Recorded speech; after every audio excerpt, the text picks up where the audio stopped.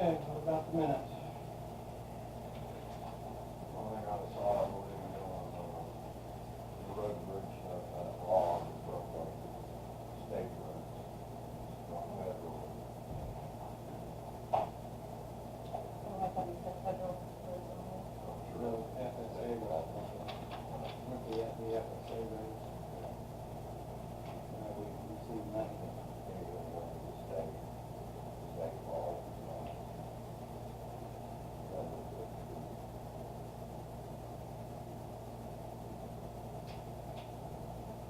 So states instead of federal. But then he said it didn't include the state and county roads.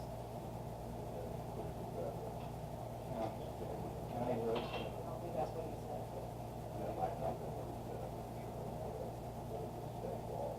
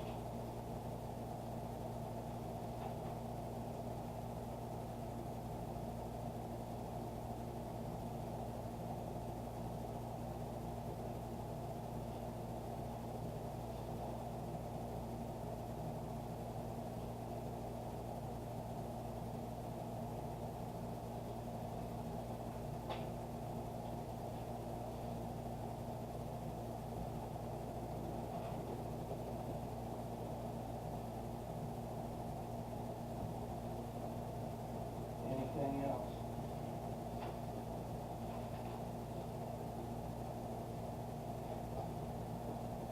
You guys should put in the ambulance service section that that was a violation of our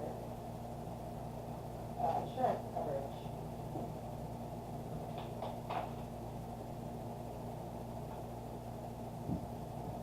And it's not a difference of that. And it's not a violation of our insurance coverage. That's okay, we're just talking about the minutes right now. And,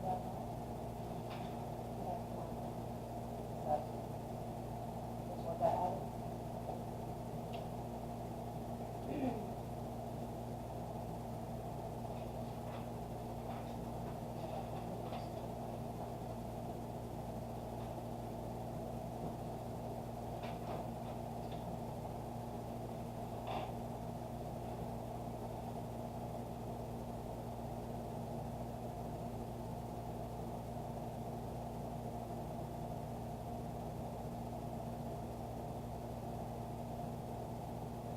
I'll mention that the minutes as corrected.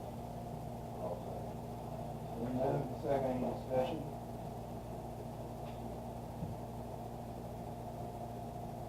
All fair side? Opposed?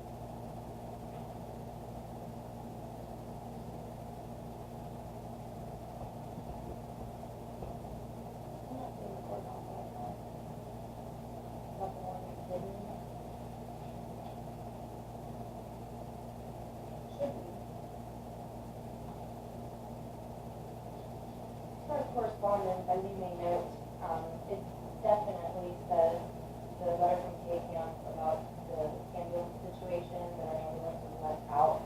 First of all, without commissioner approval. Secondly,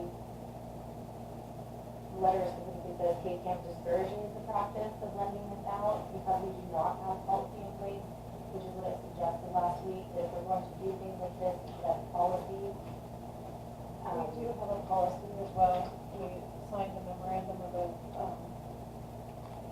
mutual aid with the state of Kansas that we will supply equipment or personnel if needed in emergency situations.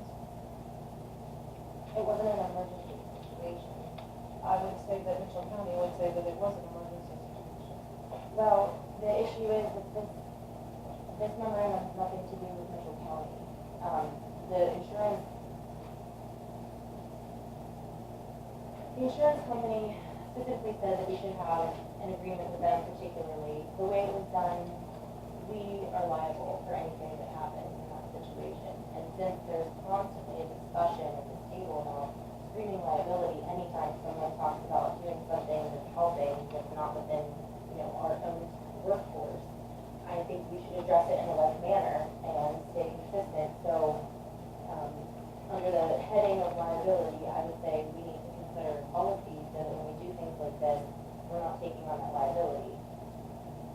We lend our equipment out, we have a claim, it affects our insurance rate, not the insurance rate of the person that we're lending it to. And given that circumstance, I would say that we're not properly handling that department. It looks to me like we need someone who's willing to be in there constantly and keep up to date on these kinds of things. The department head could make this policy themselves and have it approved. We don't need to do things like that at this table. And I'm concerned as to, you said it was a Saturday morning decision over the phone, which is you're not authorized, nor are you authorized to do. So you might want to read the minutes again. Did you want a correction in the minutes?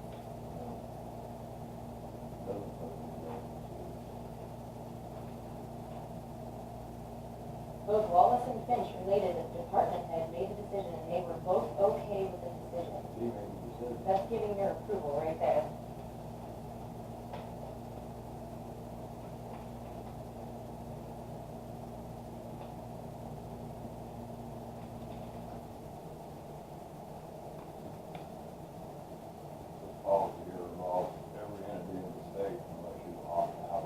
This has nothing to do with our insurance coverage.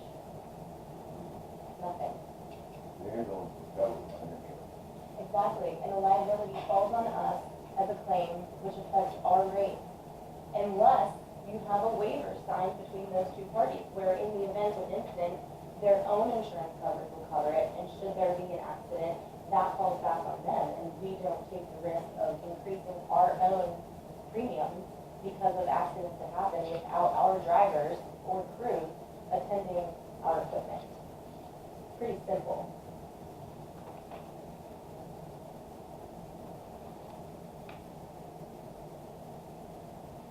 So since we have an interim position there, is there an active advertisement that I haven't seen on the website or in a newspaper somewhere? Are you aware of any active advertising? And I moved to advertise for the position of director of EMS. How long is the motion? Have a second.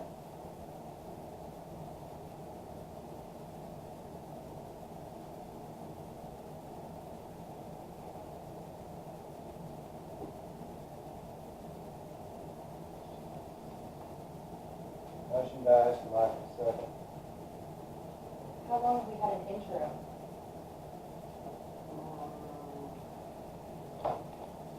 A year, a little over a year.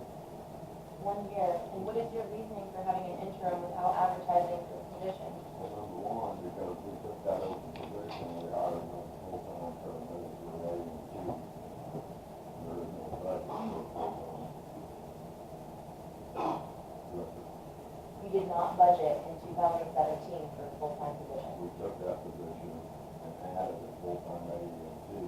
Why are you making that call instead of the department head? Is the department head in charge of their own budget? I believe it was this position, we had to hire another AD&T to come to schedule. We don't have a department head. We have an interim person. Well, really part of that, whether it's an interim or what it is, we can follow.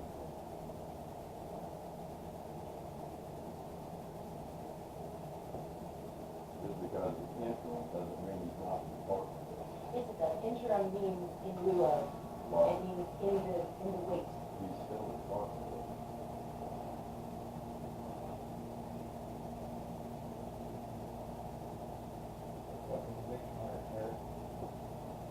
Oh, we don't have one of those in here.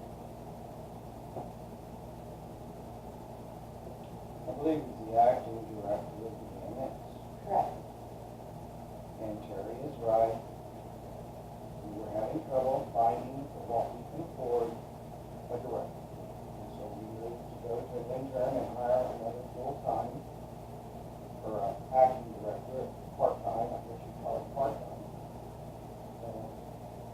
director to run the EMS because we needed another full-time EMS for our service. So you're saying you advertised for the position? For another. For an AD&T. No, for the director. We have advertised. How many years Probably ago? a year. I think it's about a year ago that we terminated the director. About it's been a year and a half. And that was after an exhaustive search, which we had few qualified, or what I would call qualified, step forth for what we were offering for ourselves. Is this the same type of exhaustive search that you habitually do advertising in the local paper? I think that's a sarcastic remark. It's a question.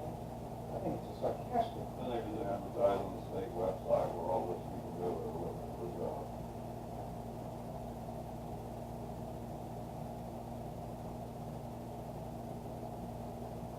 And we have no applicants. We had applicants. Very few, but we had applicants. One refused, one did not show up for interview. One we did not think we needed to interview, as I remember. And one we interviewed twice and took a chance and it was a bad call. But what you're telling me is we chose to have an interim position, which doesn't take a full acting shift load as one would as a full-time. So you transferred that amount of the budget onto an additional employee under the interim, instead of continuing to advertise for someone who would be there full-time, taking up those shift loads. Correct? You can interpret that all you want, I guess, like I told you multiple times, it's your about your opinion. That wasn't an opinion, it was a question. Well, I think it's your opinion. You may have formed it in a question, but it's your opinion. In the past, has the director taken on multiple shifts throughout the week as a full-time position? Yes. So the change was, the director now does not do that, but you added another subordinate personnel. Good. The director takes shifts. From what I understand, it's one shift per week. He fills in for everybody else whenever they on vacation or take time off. But Get it's, sick. but it's not full-time No, currently. it's not full time. But it was full-time in the past. That's right. Thank you. There is no law that says you have to have a full-time director. No, but there is a concern that a full-time director would be there to do all of the administrative tasks regularly and stay in contact with things such as our insurance company and understand these policies so that we didn't have this potential hazardous situation happening. I mean, I believe You know, potential hazard, anytime you take a fire truck, it'll fire in another county. so are you going to just ignore what our insurance representative suggested for us to do? I think this covers it. Can I jump in on that? Statewide law that was passed by the legislature. It has allowing- nothing to do with our insurance coverage. I think the insurance company was aware of that, read it fully, and it would. There's different fire districts within our county that cover into other counties. The Westfall Fire District goes into Ellsworth, the Garner goes into Mitchell, and Hunter goes into Osborne and Mitchell also. With that, again, we send our trucks, and Hunter, we page them out frequently, and Denmark Hunter is a combined department. But when we page them to a fire that's in their district and it's in another county, what happens? Do we have to get authorization to respond to that fire that's in their district? Are you taking your own crew? Yes, we are. Well, that's what the insurance coverage is talking about. You're talking about using your own crew and your own vehicle. And I'm not against lending out the vehicle without the crew. However, the whole concept is this was done over the phone in a split decision. Phone calls were made to two of the three of us, which is an obvious undermining of the situation. And it shouldn't have been done by phone call. So it was just the vehicle under a different driver, not our crew. Okay, and then another example or another question then, which would have been our crew, the night of the lake fire, when they ended up evacuating, KHP was going through Wilson, telling them, the residents to evacuate.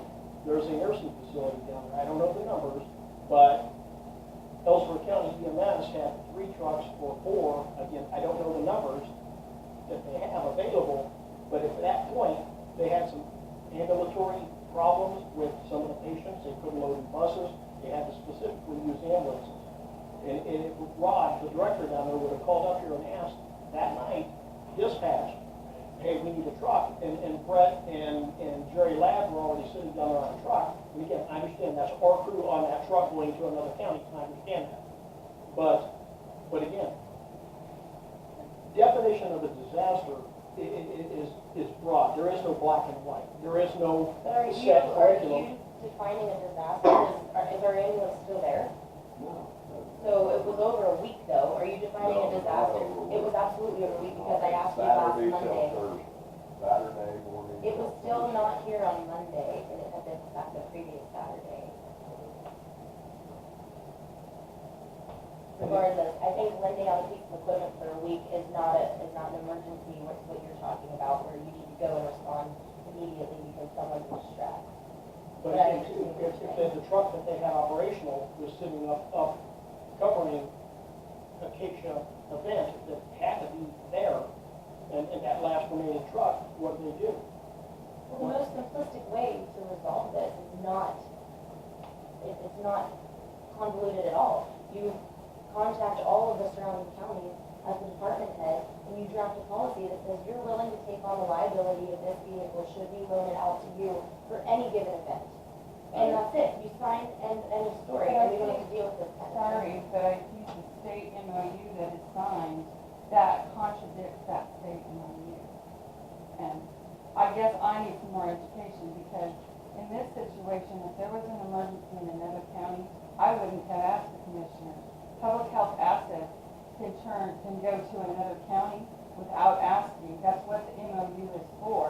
And if that's not what that means, then we need some more discussion about the MOU that every county has with the state. Here, I'll read it to you. This act does not preclude participating political subdivisions from entering into supplementary agreements with another political subdivision and does not affect any other agreement to which a political subdivision may currently or in the future be a party under statute. So it's not contradictory.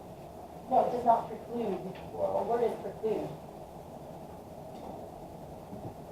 the agreement is still Okay, there. this is the code, but we also have an MOU that is signed with the state. That's not this. This is just the code. There is another MOU that goes with it. I'm not sure how you're saying that affects our insurance with K-Camp, because there are other counties that have Because it insurance. specifically says in there the liability stays either, I can't state it. It either says the liability stays with the equipment or the liability goes to the county borrowing the equipment. It's on the I don't equipment. have that. in front of me. I'll read to There's you. another This MOU is, that we have. this is David Luke, he's our insurance agent, okay? And this is his correspondence about this I particular understand incident. that point. It said, should an accident occur, the loss will be attributed to Lincoln County. Camp does experience rate its auto liability coverage, so losses would negatively impact the county's annual contribution. which And is I understand that, I just would like to, I don't have that in front of me, but there is an MOU that we signed with everyone, and it does discuss liability, and it has been submitted to the state, and I think you need to have that. And I'm sure David has a copy of that. I'll find one somewhere, yes. Okay, or I Contact can someone from find it. KDM or, yes. And I could come back with that later today if you'd like, but I'm not saying that, I think it addresses it, but I'm not sure in what way that addresses it, and maybe we ought to look at that before you decide on something else. Well, Because it does address liability, and I can't word for word say what that Do is. you understand that other counties don't use Camp insurance? Yes, Do you understand that if we were to lend out our vehicle to a county that does not use Camp insurance, that there's I do I understand understand that, but I do know, you're talking about policies between other counties. We used to do that, but then the state said we'll do a state MOU, every county signs into it, and this is what happens. I think we need to look at that. I'm not sure the wording word for word, and you may be entirely correct, because I don't have that document in front of me, but I think we need to look at that document and see if it addresses any of your concerns. If it doesn't, then, back to whatever. We need to do it wrong. Okay, I know I have a copy of that, and I can bring it back up later. The first thing I have is a memorandum from, the Secretary, and the State Health Officer, Susan Mosier. Apparently, there are some counties out there who believe that any money given to the state and the state aid to local, which is the grants that we get from KDHE, belongs to the county, and they can spend it any way they want to. So like, if our state formula is $7,000 a year, that their commissioners have decided they want to spend that on a lawnmower, they have every right to do that, is what their assumption is. And this is just KDHE saying no. Money that goes to grants for aid to local is spent that way. We've never had that problem here, but there are some other counties, I understand, that are in deep discussion about this situation, because the county's spending the health department's money technically. So this is. so how they get it into the general fund? Well, basically, all the money kind of goes in one pot, even though we have different codes and it's spent out differently, but I don't know how they're doing it. It's illegal, but they're doing it. So, and I know one health department is having an extreme problem with that, in that the county thinks that any money brought in by the health department can be spent anyway. And it can't be, which I know you're all aware of that. I mean, we've never had a problem here, but the state decided to address the issue with a memorandum, so all the counties are clear on how that money should be spent. Like I said, we've never had a problem here, and I don't think we ever will, but that information. There's enough copies for everyone of those. And then I just wanted to present my budget.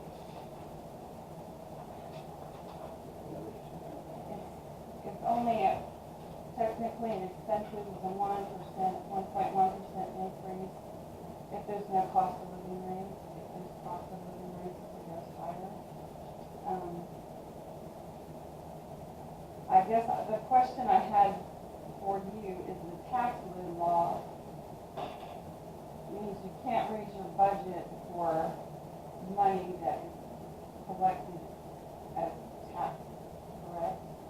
But since the health department has other income, our budget can change more than that based on the other income that comes in. Is that, do I understand that right? That's how I Okay. understand it. Okay, so, but I tried to be really, and I know the auditor goes through these and usually changes what I have.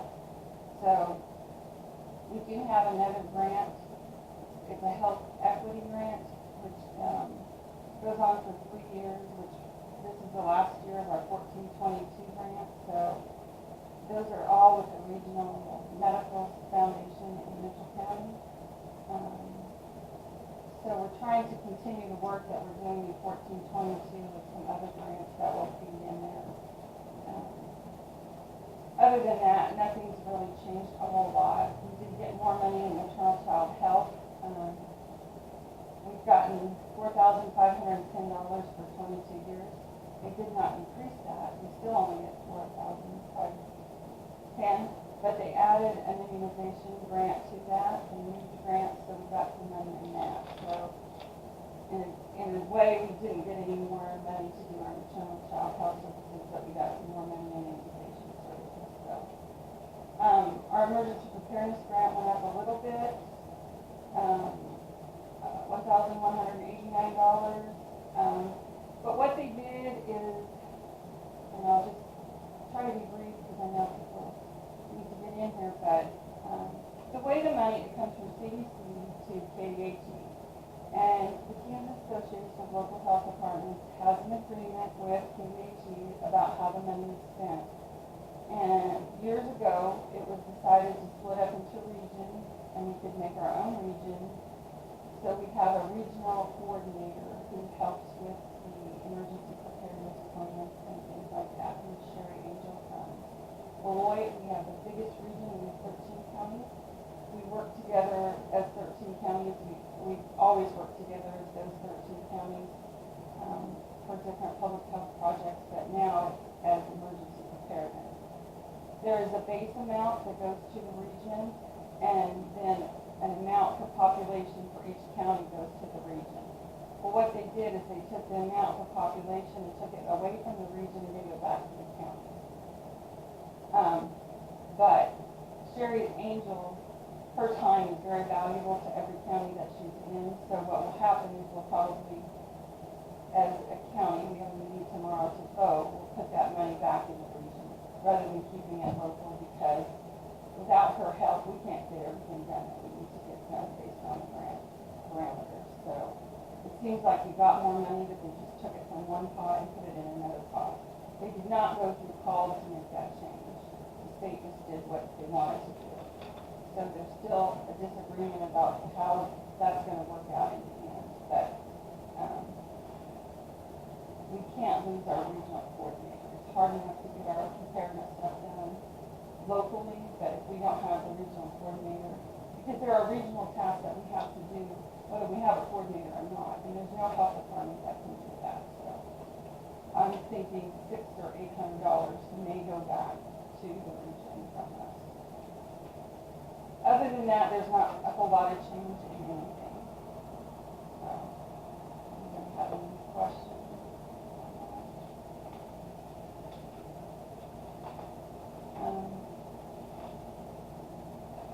I wanted to talk about two more things quickly. I do have a question. Okay. Under your contractual, are you in contract with those particular providers that you, or is that a potential contract list for next year that you have to sign into that? That's just the code. All those are basically from the county, like mental health services, part of it comes out of my budget. The contract that the county has with Kansas mental health, part of it comes out of my budget. Pay camp, I have to pay the insurance for my building and my car out of that. City cable, Reinert, all those. The only, the IT contract and the medical consultant are the ones that we actually have signed agreements with. Just those two that we're department?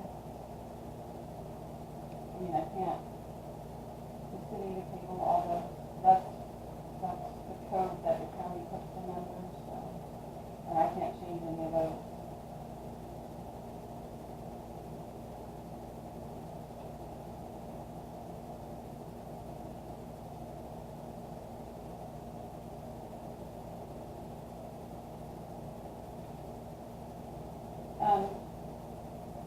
Vaxcare has been doing our private vaccines for teenagers and adults, not for infants, and that has been working out really well. They pay us the administration fee for those, and we don't have to keep that vaccine on hand. The last couple of months, we had a bill from Vaxcare versus them paying us, and I wanted to explain that. The city, the Services, Lincoln Park Manor, and Towers contract with us for their employees to get tetanus shots and hepatitis B shots. So what happens is we're using Vaxcare's vaccine, but we are billing for it and getting the money. That's why there's a bill. We had several of those come in and update theirs in the last month. And so we actually collect the money from the contract, and then we have to pay Vaxcare for the vaccine. So in case that was a question where we all of a sudden happen to pay them, because we're actually getting the money up front, and then we're having to reimburse them for their vaccine. There is a state statute out there that the public health officer is required to inspect schools for health and safety. There's traditionally that has not been done by the smaller counties for years and years, and now they're starting to push on us to do that. There's some environmental components to that, which I talked to Sean Estrel, and he said in his contract with you guys with Saline County that the school inspections would fall under that. So him and I are going to sit down and talk to both of the superintendents and decide how we can do this efficiently, but there won't be an extra cost because it's stuff that I'm not able to do, like measuring light meters and things like that are outside of my scope. So Those yearly? yes, and Prior to the start of school, or do they have? prior to the start of school is ideal. I don't know if Sean and I will get that done this year that quickly. I don't anticipate pushback from the school. They do have lots of inspectors in there, and in those cases, like the kitchen is inspected, we just have to look at the report, that's all. We don't have to re-inspect things that are already inspected. So, the public health departments have pushed back for years to get that law off the books, because it's like an 1853 law, but it's still on the books, and larger health departments think that it's something that we should be doing. The last thing I had is, part of insurance, the health department is supposed to kind of assure that there's access to care. We don't necessarily provide care, but we need to make sure care is being provided in our county. With the sale of Lincoln Park Manor, there was no discussion going on whether the home health side of it was going to stay or go. So I had some conversations with Mona, and I did talk to Christen, and yes, the license is all transferred to home health. But in that process, we did talk to the state about who provides home health services in Lincoln County, and I updated the list, and we called all of them to see if the information was still correct. Some of them do not have clients at this time in Lincoln County, but there are sufficient numbers of home health agencies that come to our county or that are located close to our county. It was just a concern to us, is there going to be a gap if that didn't happen? And I don't think there is, so we just updated the list, which nobody had that, and I shared that with the clinic and the hospital, with the Salina Hospital, the discharge planners, because by CMS regulations, you can't just say, I want this person to have home health and I want Lincoln Park Manor to do it, or I want whoever to do it. You have to give clients a list and they have to make a choice. That's CMS law. And if nobody had an updated list, how are they able to do that? So we did work on that project. So I don't know if it was bothering anybody else, but I was concerned because I hadn't heard if that license was going to transfer. So, and there are others that do come into our county. So, but I don't think that's going to be a problem. And that is all I have. That's anything for me. How's your internet working? When yours is on, it's awesome. When it's not working, which is at least once a week, it's not so awesome. And it seems like when it's down, everybody's down. I mean, it's not just over the whole town. I'm not sure what they're doing to fix that, but my concern is I've heard from a lot of chiropractor, eye doctor, other places that have gone to Uverse for the phone system. They don't have phones a lot. So I guess if we're still on that conversation at all of putting our phones on some kind of internet system, I would not be a fan of that because we have to have our phones. It's bad enough when we don't have our programs, but when we can't live without our phones. So I'm just not real. I know NCKCN supposedly has new internet, high speed, something coming to the county, but no. It's not yet there, Okay. because I told them about the theaters. But once they, she's supposed to call when it is, if they're working on it. And I think that she told me the equipment is like $350 and it's $50 a month. And then you can go up, but like at the theater, I just want the. Yeah, and I know you guys have a that. You have Uverse and backup, or? No, we have Eagle Communications, Oh, yeah. and then we have NCKCN as our As a backup. backup. So maybe we need to put something in as a backup. I hate to pay two, but I don't know. We do have cable, yeah. So it couldn't say we don't need it. I don't know if they offer that, I don't know. because I thought about that. The cable doesn't work half the time, Terry. I'm not sure that would be much better at this point. Is this list published anywhere along with your information? That list doesn't have who compiled it and everything. I guess my I question did is, change it. This is the earlier copy that I have. The other copy does have. Yeah. I'm just wondering, the concern I get a lot is there isn't one central source for information. And so since our health department isn't doing this anymore, could you list that, maybe even under the website of Oh, the yeah. department and Oh, say, yeah. Exactly. since we're no longer providing services, these are the ones that are, Yeah. I think that would be helpful. Yeah. To And compile that. I Do you have, need this one? no, I made a header and stuff on there that's not on that one, so, yeah. I'd like to see it, I think that'd be awesome, even under your Yeah, we can, department, because that would be we can do that, good yeah. resource. Discharge one or two has to list it. Yes, the list of volunteer discharge minors, if they're getting it out, which according to CMS guidelines, which is supposed to be. It might behoove us to list them in order of proximity too, as far as, locale distance from. Well, even though, like, someone from Salina, their caregiver might live here, but they hire in the counties that they are in.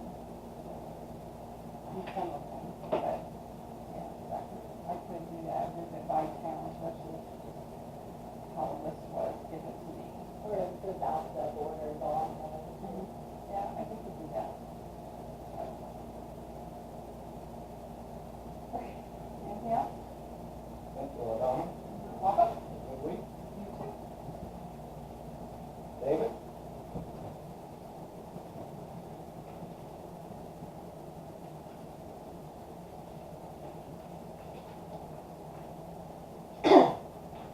Last time I was in here, I spoke to you about the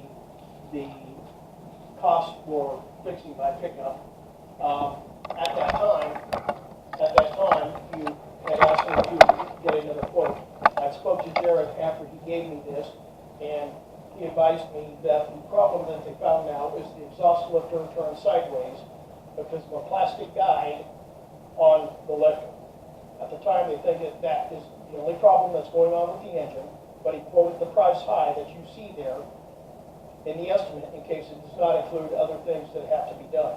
The valve cover has been removed, and once he takes the head off to find out if more serious problems. Spoke to Jared at S&S, and he said that this is a common problem in the 6.0 motor. He has checked, and at this time, there is no recall on the motor for that issue. This is not a problem related to the hybrid type engine. It's just the 6.0. Again, he stated if it's just the valve, then the price will drop significantly as he won't have to have labor time for turning the engine down further and removing the radiator on the grill to get the camshaft out.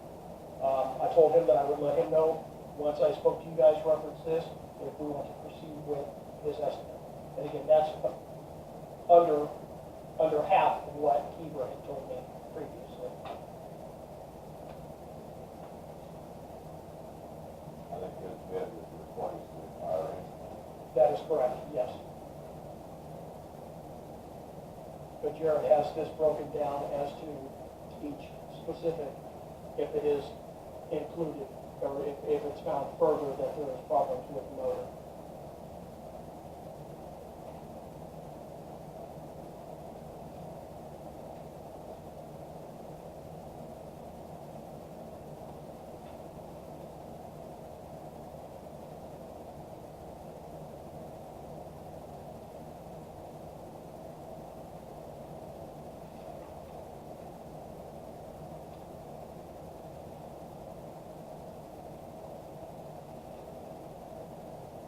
Did he give you any indication about time?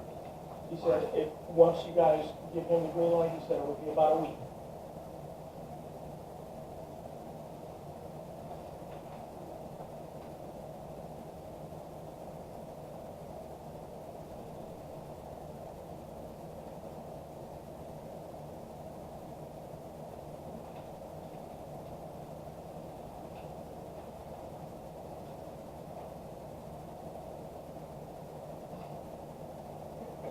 So are we just addressing the engine issue and not the mechanical issue? As far as we had, our last estimate from him had ball joint blower number control on. That was front end alignment, or excuse me, not front end alignment, but the tie rods Yeah. and stuff. So we're I'm just primarily working on the engine right now. So I guess my question is, are we gonna get everything done while in the shop, or are we looking at, because I'm getting, if we did both of these estimates, which are from the same place, which are two different things, one's engine, one's mechanical underneath, it's not engine, the total then becomes 31 plus 12, the 43, 44 change. Right. So, I guess my concern is, do we take it in, and then we get one thing, and bring it out, and then take it in and get another thing, and bring it out? Do we have any comparative estimate from, Meyer Tire came in lower on the front end on that, yes. And they came in more specific. Again, Jared was being pretty broad on that estimate. I would say that this is here and my tire was the most. The ball joint. Yeah, for balls right. That's mine. Well, I think, yeah, they're both businesses in Lincoln County, I think we need to use our money wisely.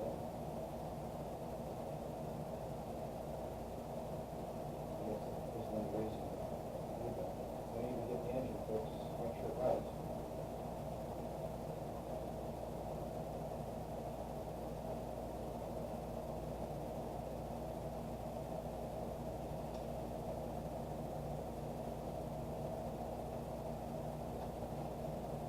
have you never in the past, as your own department, been able to just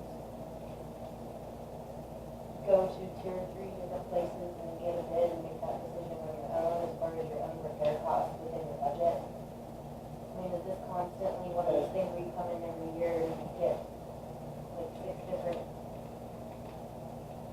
answers? In the past, with my county vehicle that I had inherited from the previous director, that the county had was a 2003 Ford Expedition, I think, and it had 170-some thousand miles on it.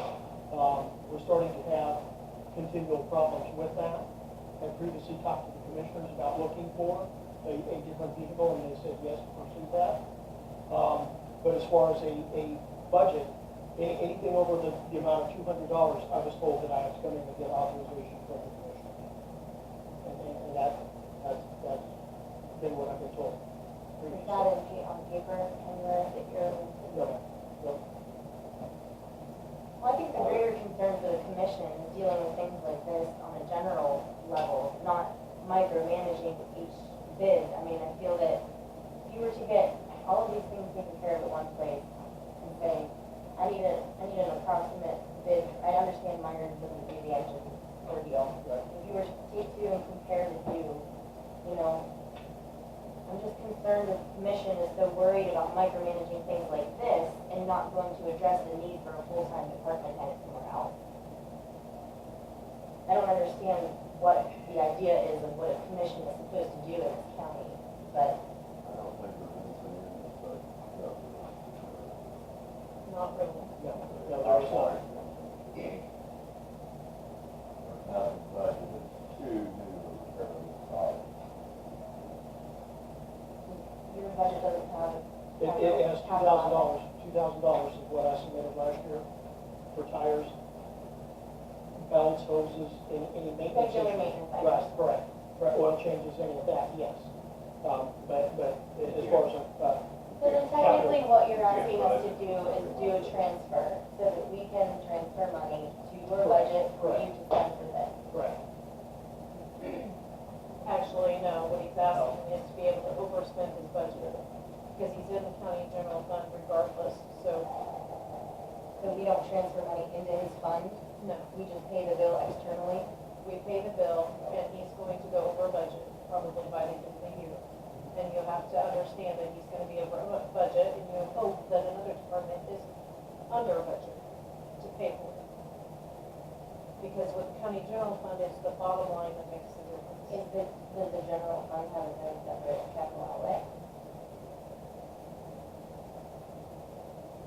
I don't believe so, but I'm not positive.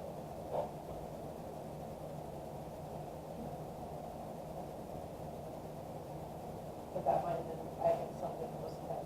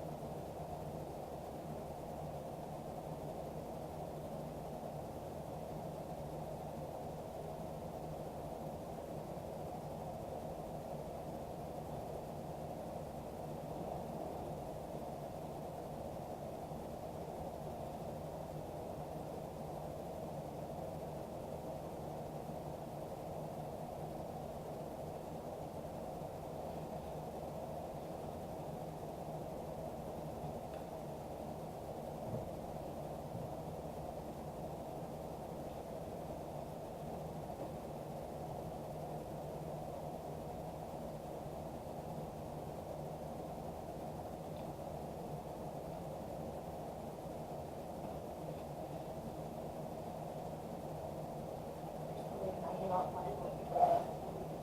Myers, I'm not sure. I think that's just verbally changing that. Oh, okay, okay. Courthouse general has $5,000 of capital outlay. And that pays for anything that the courthouse needs. It's left. What do I do about David's vehicle? Well, Vehicle. now you put it in the garden for the money. I think this option is much more affordable than what we were talking about with your engine. I would say the best test on the end. Probably have to have a motion. Go back to my tire on there, or get on it. Precluded all of this. Correct, correct. I would do that as for everything. You have a second?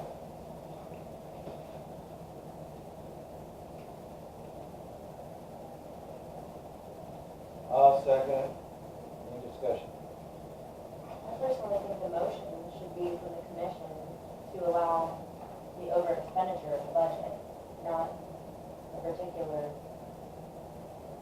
procedural At this point in decision. time, you're not on the budget, correct? Correct. You potentially will be over the budget. And again, like later in the year, for example, HEMA, Kansas Emergency Management Association, has a yearly conference down in, this year it's in Topeka, that I've gone to the last 2 years that I've been an emergency manager. With that, there's conference fees, hotel fees, all that, that was included in my budget for this year.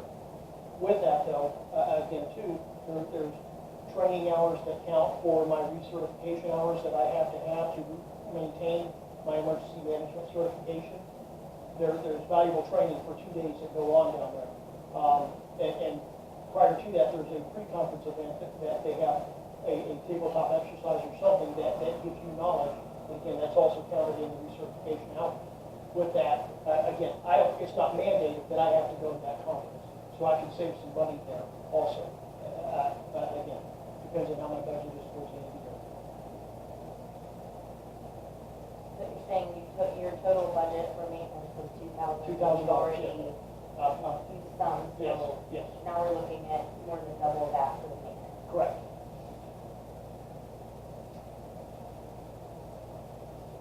Any other discussion? Yeah, my question is, why would you say to an interim department head that, oh yes. Excuse me, we are on a motion that deals with repairing a body. Yes, The discussion will be on whether we are going to move forward with this. Right, so my question is, why would you not say to another department head, you can do as you see fit? We're gonna approve the expense, you go and do as you see fit. Why are you going to micromanage the decisions that he's making as an official full-time department head? he wants to make the decision.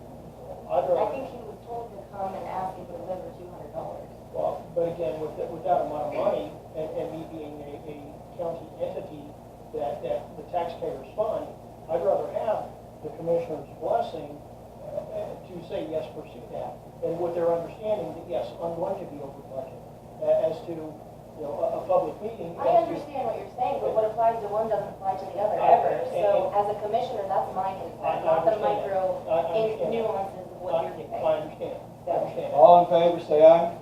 Aye. Opposed? Motion is carried.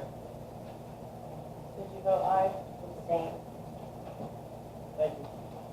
Deborah?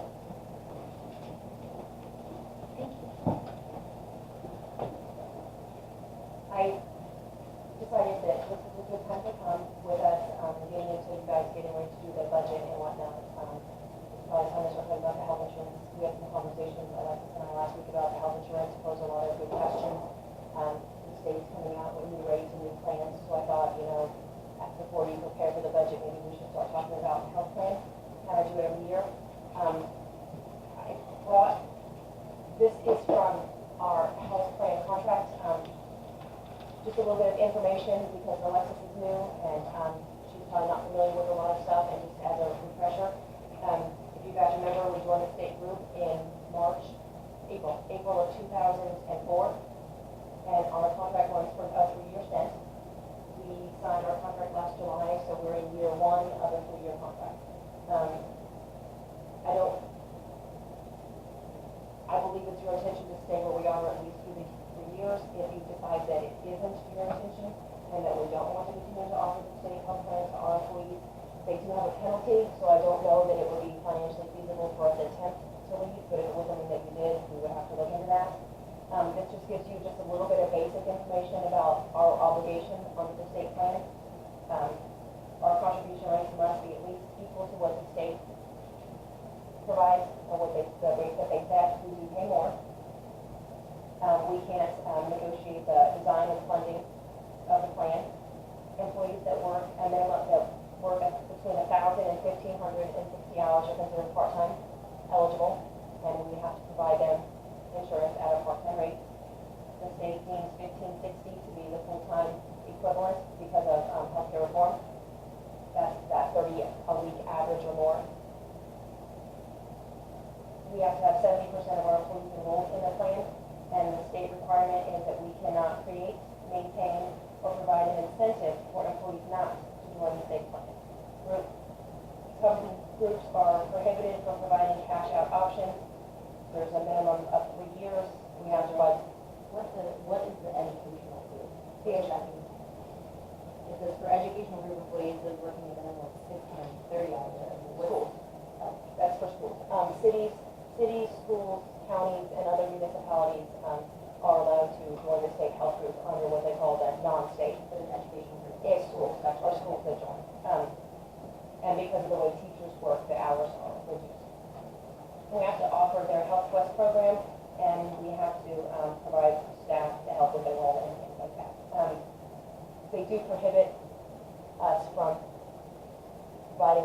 financial incentive to employees not to enroll, so we cannot do something like that. It's not an option. We have to offer to all the full-time employees. We can't limit which ones we offer them to.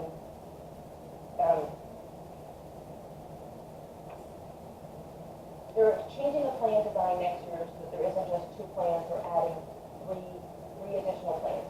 The hope is that will offer a savings to the employees, give them more options to choose from so they can pick a plan that is better suited to them rather than just the 2 that they have this year.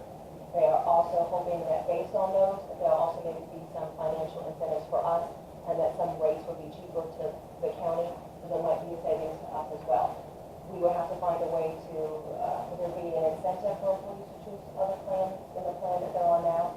I think at this point, I have 3 employees that are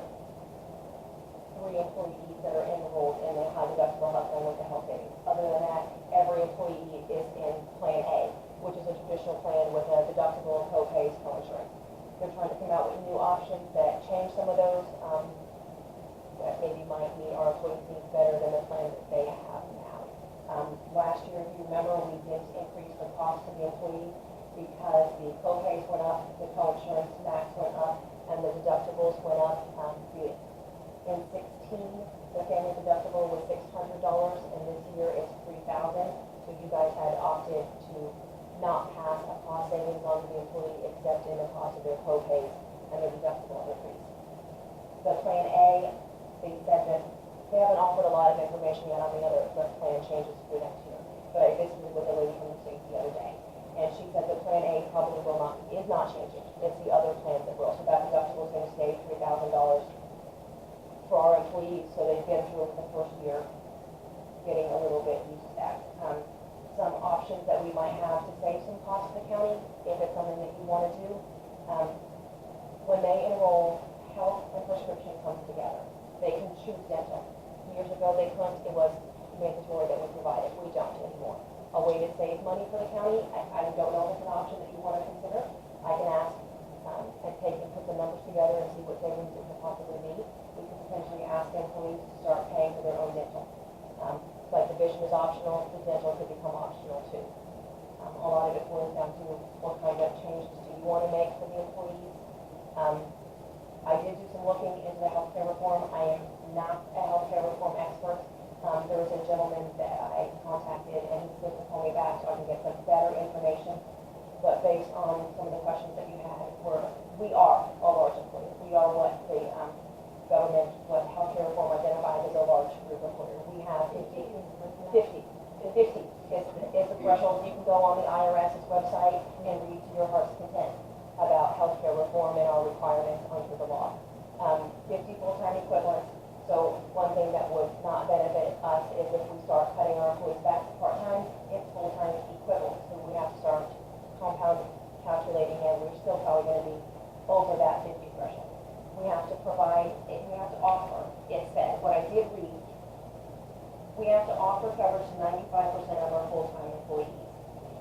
And if we don't, then we get penalized. And I don't know how we could make it possible that we could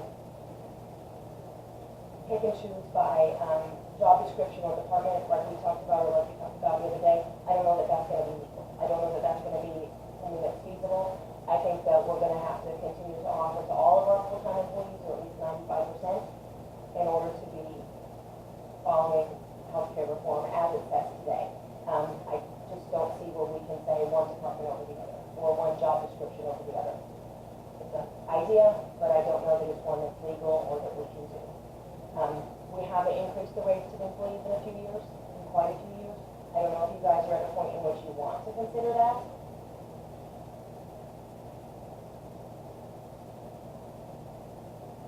I don't know if you want me to look at the numbers. For the 3 new plans, is that going to be at 18? Will be for 18, yes. They haven't given me a lot of information. They don't have the meeting for that until like September, but she did say they were going to put some webinars out there for us to be able to look at to get some ideas, because they know that budget time is now and not in September.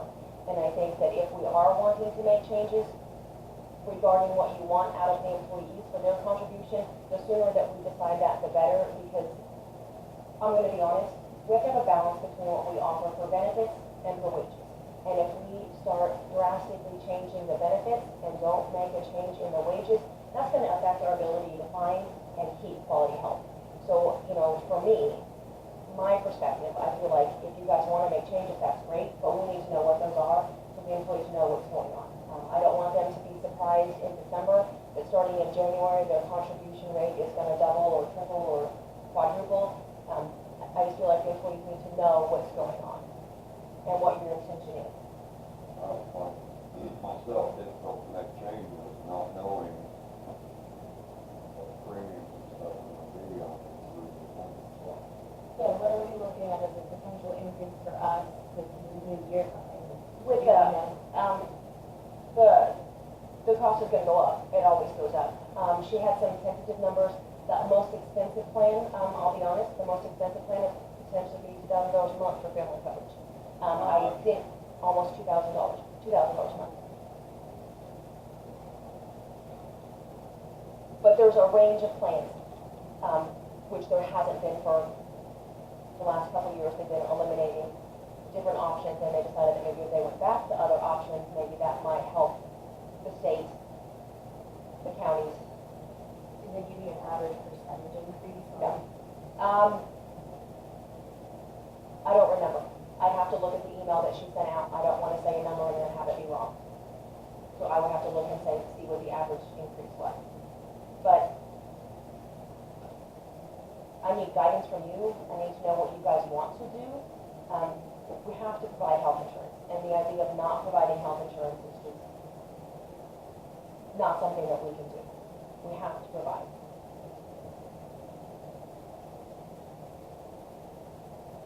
What Deborah and I talked about last week is, you know, there's no incentive for anybody to downsize their health insurance plan as long as we continue to pay a flat fee.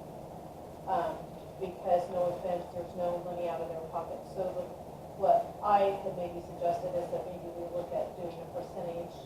They'll pay a percentage of their health insurance plan, and then they can choose, do I want to pay a higher From the total cost. yes versus this, or do I want to pay it smaller versus, I mean, the percentage will still be the same, but if, let's say, for example, if new plan number 1 comes out and it's $600 versus the $2,000, and if they were paying 10% of that, then it's gonna be a lot different numbers. I think we need to look at some changes in what we're doing. I just don't know what kind of changes you want to make. And I don't know how we can decide that without seeing what the plan costs. Do you want us to try to put some ideas together for some potential changes that I think would be okay? I mean, I need to know what you guys want to do. But you're not gonna have numbers on these plans? and She's stuff? got some. Oh, They're not gonna give us they have a meeting in September for all the HR people, and they really lay out the plans and all the coverage and what is different on each plan. And she said that they realized that September is too late to be getting us that they information. have numbers now. They have numbers for pricing, but the thing that our employees would wanna know is what is different between Plan 1 and Plan 2? What's different? But if you make the decision prior to budget time that you're gonna start charging, let's just throw out a number, 10% to everybody that's on a family plan or a dependent plan, then in September, when she finds out what the plans are, then the employees will have to sit down and take the time with each employee, and they're gonna have to figure out what they want. What benefits But they're if we know ahead of time You don't think it That's a good idea, Don. about, I think we kind of guesstimated it, not knowing the exact dollar amount, but we were at 7%, because it was 93% for the county's pay. I think 10% is a round number, but We're gonna have to change the structure and how we're charging the employees. But it still has to be something that they can afford based on what we're paying them. I mean, for us to ask an employee to go from paying $100 a month to paying $600 a month, we're gonna lose employees. I think the best general input would be from this table, since we're dealing with the budget, what can we do to maintain that budget number into next year and not increase it? What can we manipulate about what we're offering to maintain our budget dollar amount from 1 year to the next? So if that means doing a percentage like you said, which I think is a great idea to consider, if it means increasing the cost per individual as the cost is increased to us That's is an that- option, right? I'm just throwing these ideas out as to saying what you could prepare, because I think that we should do that, obviously, in accordance with the budget, before you get your real numbers in September. If you have any idea what the dollar increase would be per plan, that dollar increase could be applied to the individual payment portion. It could be. I mean, that's why I need to know what you guys are thinking. What are you thinking about for next year? You know, Well, isn't there a, we pay substantially more than what the but minimum. there is a minimum. There is a minimum, Yeah, yes. is that listed on there? Yeah. Is it a percent or is it a dollar? Is what? The The minimum. percentage. Or the maximum local charge? There is a percentage, but they break it out into a spreadsheet. And what they do is based on each tier that you would be in and each plan that you choose, because there's Blue Cross and there's Aetna, but they're supposed to be stabilizing those out so that there isn't a difference in cost between Aetna and Blue Cross, where right now one costs more than the other. And they're supposed to be stabilizing that out so that whether the employee chooses Blue Cross or Aetna, because those are the only two now, there's also been a Coventry plan that they have gotten on years ago too, that all the costs were different and they want them all to be the same. Did you say they provide like 65% on a family plan and Uh, 75% on a We have to pay 95% of the single plan. The percentage on the dependent plan, I don't remember what it is. have to pay 95% of the individual plan. Yes. But the dependent plan amount changed a couple years ago, so I don't know, I don't remember exactly what it is, and I don't want to quote the wrong number and then be quoted So incorrectly. then we could do hypothetically the 10% amount if we're required to pay. You could, she's talking about for dependent coverage, For dependent coverage. for dependent coverage. Anybody that has dependent Okay. coverage and above. Okay. And you would do that so then that way at least the employee was getting because the employee that has a dependent coverage, you'd want theirs to be where they get the 95% and then they're paying the But percentage in above. addition to that, Yeah, we need to do something different in terms of the dependent coverage. What we've been doing has been great and it's been working, but I don't know that it's gonna continue to work. And especially with the different plan options, there's no incentive for them to look into something else. But we can't not provide health insurance. I think it would look great for the county to be able to maintain the same budget into the next year and not increase it with the smallest amount of burden put back on the employees for each individual fund. As I approach this budget, I would agree with Alexis that we need to hold our budget even if we can. I don't think, given the law, the way it was written, we're not gonna be able to go up much anymore. We're talking about, what, $300,000? Correct. Now, Yeah. you would be able to increase based upon, if that Yeah. department adds the two positions, Yeah. you would be able to increase because that falls outside. So if you saw an increase in the health insurance, I would say you would see an increase for those addition of those two people, and then we try to hold Yeah. where we're I at. guess that's probably, I think where I'm at, I just don't see how we can, even if we could, decrease the budget, because that would be stabbing us in the back for 2019. Yeah. So I think we need to try to hold the line, and, you know, the only problem I have with increasing employee contributions, if we don't give a raise, we're giving them a reduction in cash pay. And last year, you And gave that's what raise. they use to buy groceries, do their housing, you know, live. And that's a part that bothers me a little, you know. No, I agree, that was the foundation of my questioning into HR, what our policies are and what these, parameters are that we have to work within, because as we move into the future and we're hiring younger people, just for example, for myself, I find less dependency on a healthcare plan than I do on my cash flow. So, and that's not the case for everyone, I understand that, some people have health issues that need addressed habitually and they're not as concerned about their cash flow. That's why I was questioning what is the flexibility that we have for giving people options. And under this state plan, and I'm not suggesting we get out of the 3-year contract under penalty, I mean, it could be looked into, but we don't have much flexibility in that way. Because basically what we would have to say is everyone that has a family plan right now is approximately making $10 an hour in addition to their pay, according to what we're paying now. So if someone's hired on for $12 an hour, they're actually making $22 an hour. We're keeping that $10 and paying their health insurance plan. So that discussion, like you said, is where I took that concept, what are the parameters? So thank you for doing all the research. It's very helpful to see that laid out. Can you put together some numbers, give us a couple options? Yeah, that's kind of what we had talked about, was maybe, trying to find some ways to look at some options. The state did say the dental is an option. You can make that something that they have to pay. What is the price of that? She sent me an email, but it came Friday afternoon, because I asked her to break out what is medical and prescription, and then what is the dental. Just roughly, the employee's share would probably save us just rough around $20,000. If I had to pay my share of the dental and Dawn had to pay her share, that would probably save us about 20, is what I was guessing. Now, I will be honest, we do probably have some employees that might say, I don't want dental, so we might save a little bit more, because not only would we not pay their share, but we wouldn't pay our share. Like, for an example, I have a gentleman, and he says, I don't really need dental insurance, I have fake teeth. He says, I don't need insurance, I don't need dental. And he says, my wife uses it, but I guess you don't have to have it. He might be somebody that would drop it, so there might be more. Some people don't believe in going to the dentist. I don't know why, but they just don't, and there might be people that would opt to not take that, so there could be a little bit more of a savings.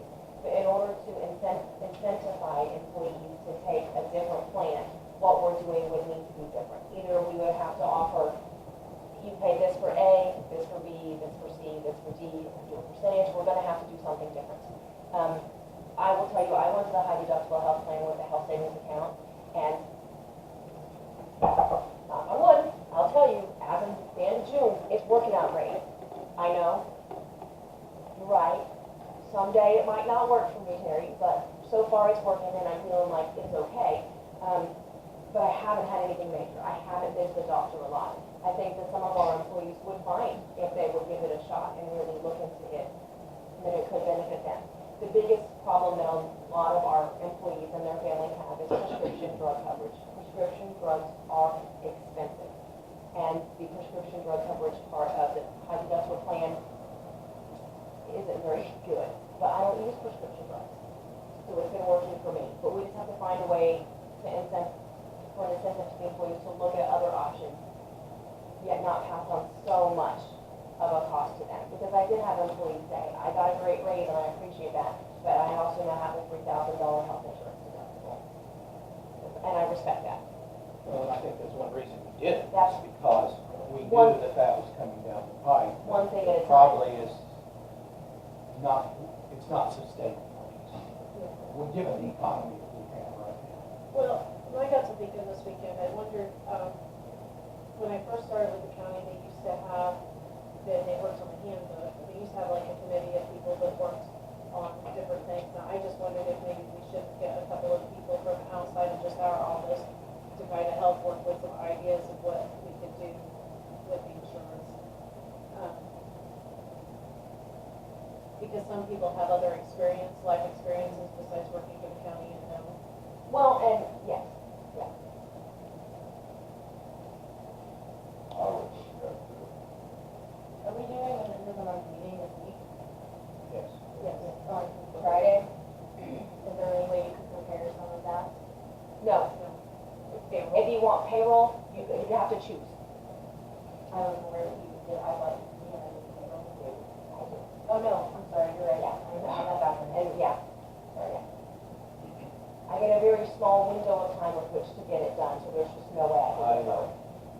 I guess And I Deborah, want to visit with the lady from the state some more, to get some more information Two on, meetings from now. maybe,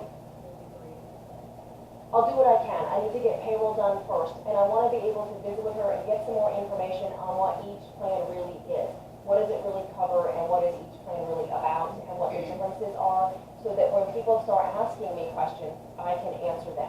I have employees that the insurance is extremely important to them, and they will want to know, as soon as I know something, what is really going on with the insurance, and what is really going to change. So I want to be able to have as much information.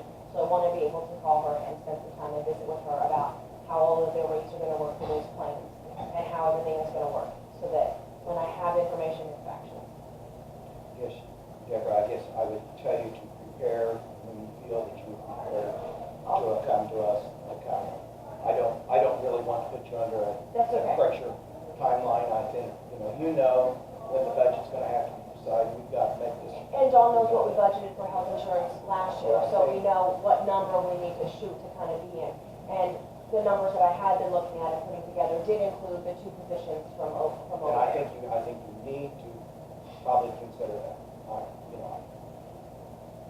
Because I meeting on Wednesday with some commissioners, indicated that we are not the only county facing law enforcement problems. I mean, Yeah. it is evidently statewide, and those rural counties are They facing do the the best same that they can with the situations stuff that they have. that we are. They Many just- of them are faced with jail problems right now. So, But benefits are something that does attract employees. It is something that applicants ask about, what do you have, what do you offer, and if we don't offer a competitive benefit package, it will cost us employees.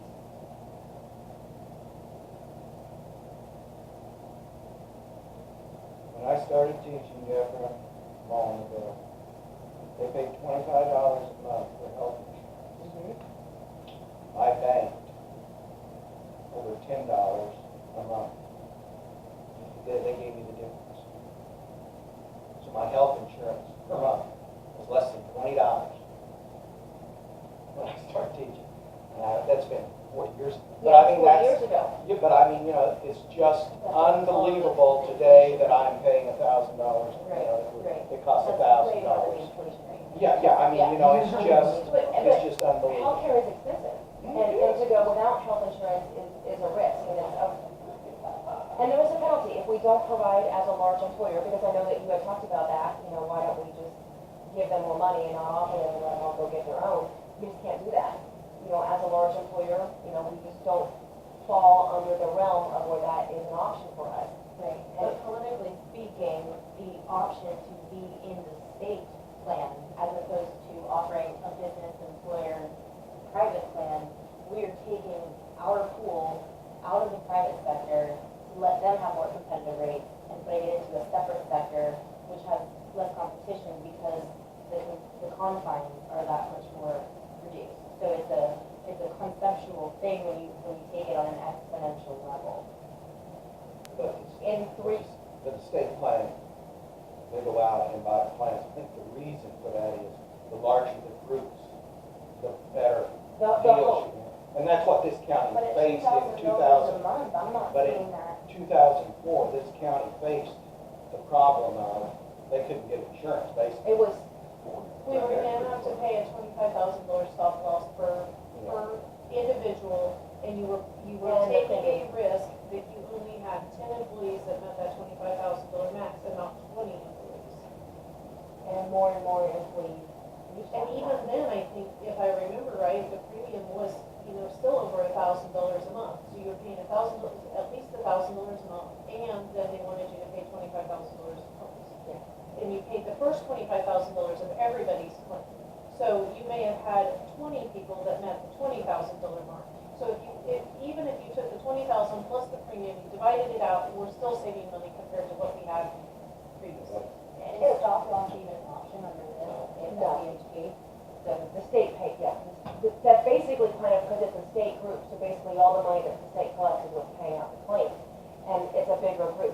We looked at that time into a traditional plan that wasn't stop loss, and it was not a cost savings.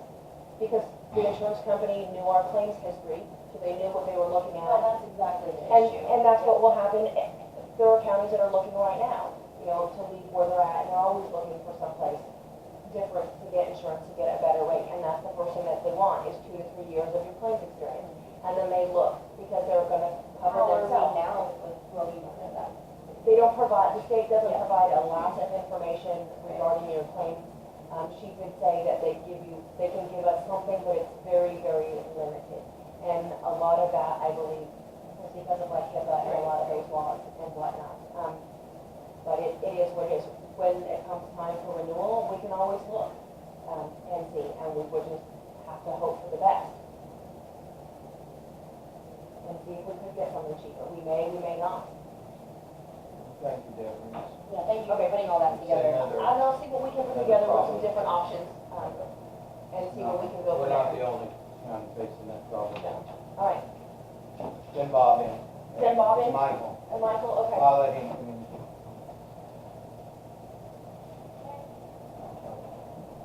Did you look at this? Did you look at that? Before I get to Michael. No, I did not. Thank you.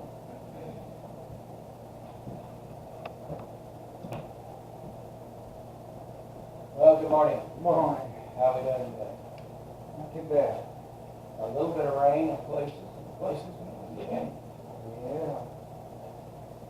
Sounds like it could be a rainy week, but we ain't got the harvest done yet, so we gotta get going. Once they're showing a chance of rain all week long. Yeah. They're kind of changing a little bit now. We went out and got everything ready yesterday, hoping the sun was gonna come out. That'll be all enough time in there. What do you got for us, Michael?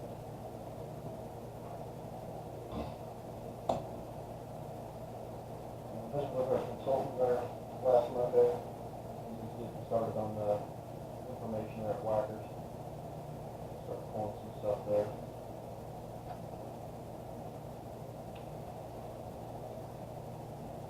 You said he did go out.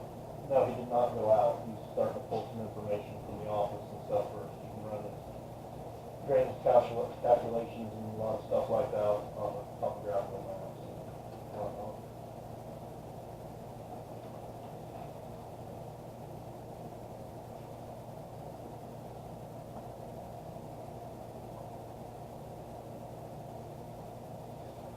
And the state's going to require us to continue reporting on the stormwater pollution prevention plan on the Cumberland Bridge to a point in which the vegetation is at 70% of what the surrounding existing vegetation is. We said we'd hire a consultant to do it, or we can do it ourselves, and I think Bob and I will probably just get some information from KDOT and do that ourselves. But it's, have to report at a minimum every 2 weeks and after a half-inch rain or more. And you have to What are you have reporting? the stormwater pollution prevention plan. Basically control on that. Erosion control on the bridge out here, getting seeded grass. Oh, you mean until we get it Yes. established? Oh, okay. Is that different than the one, we haven't done that in the past? Have we done that in the We've past? never done that in the past. This is a new. And so are we going to have to lay the fabric down? No, we don't do any of the work other than doing inspection and reporting back to KDOT. And so if there's a problem, whose problem is it? The contractor. The contractor. Should be. Okay, okay, so he is responsible, making sure that we have a seed bed or a grass. Okay, okay.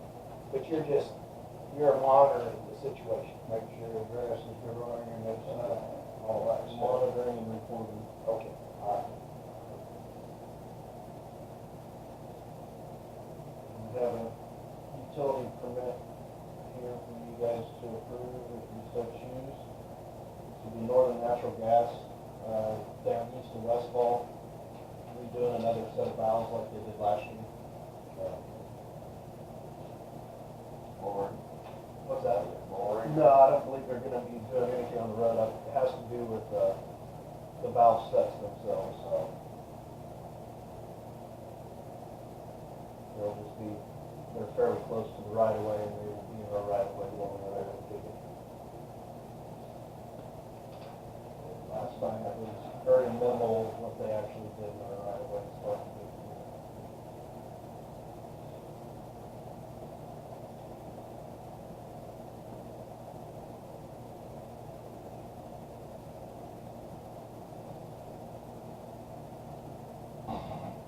Wasn't it Northern Natural that had the explosion out by the interstate? that we does.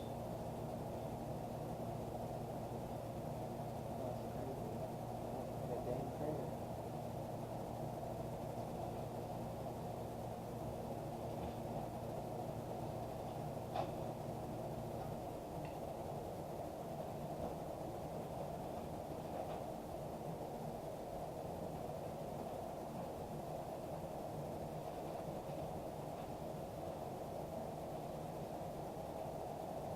they're just asking for drilling, and then, are these all the lines, these multiple, Those are the, A through J? those are the pipes that are down there. Oh, they're there already? This is the area they're gonna work in, and some of it precedes into our right of way. That's not going to have to do with our road. So this is the agreement? That's, yeah.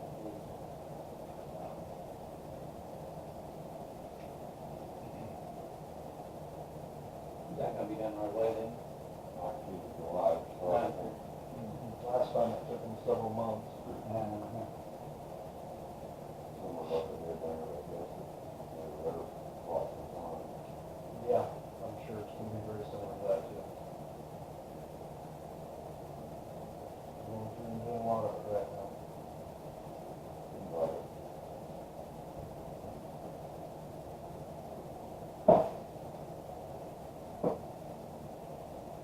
I was getting old, I suppose. Like Norton. You need a little update On what? Need a motion? on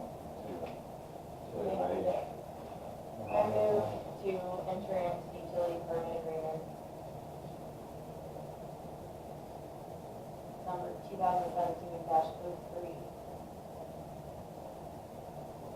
Have a second. Move second. And to this utility, got more than gas, it just more than gas. Is there any discussion? Yes, Northern National Gas. All in favor, say aye. Aye. Opposed? I voted aye, so I was trying to think how it's going in.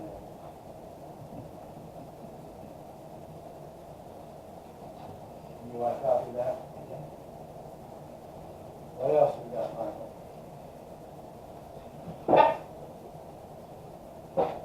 Did some more research into Level 311.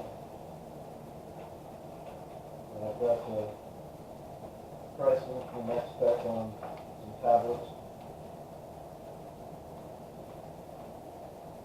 And I went ahead and had them priced me 15 tablets for now. Not every employee's gonna have to have one, but I figured somewhere between 13 and 15.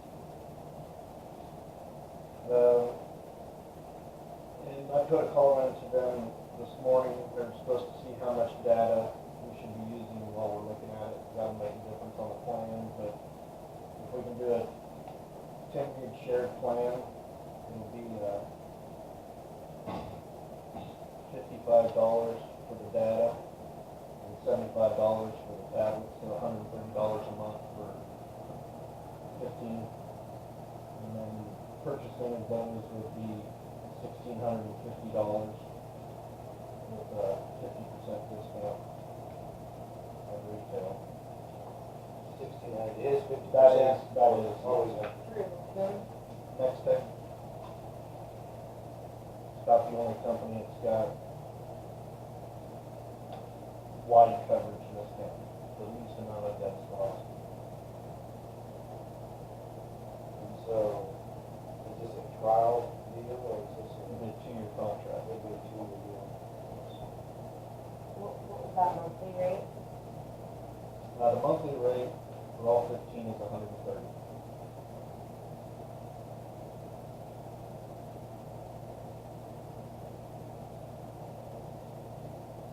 But if we need more data than that, the unlimited is going to run $375. But I don't think it would since it's So they can input stuff on that program, probably not good. What's that? So they'll be able to input stuff on that program. Put in and retrieve both. What is your suggestion, one per route? I mean, I'm getting to the 15, one per route is 10. Yes. Bob and I, the bridge crew would probably have one. I don't necessarily see why the gravel crew would need it. You know, and then dozer operator, loader operator, those guys wouldn't necessarily need one either. So, you know, So potentially. you would be probably marking where the gravel is going or where it needs to go, so is that what you're saying? Instead of having Yeah. doing the gravel and stuff.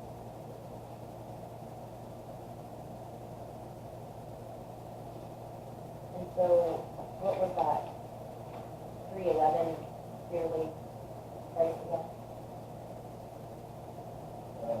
That's proposal they sent out now would be $1,652.50. And that includes the setup through the end of this year. And then would be $1,985 a year following. So for the first year, oh wait, I think that's just for the partial of this year, Yes. that's prorated. Yes. Okay. Then we're gonna go up to 1,900. 1985. So it's 1985 plus 1560. Last year, right? So we're talking about 3545 a year.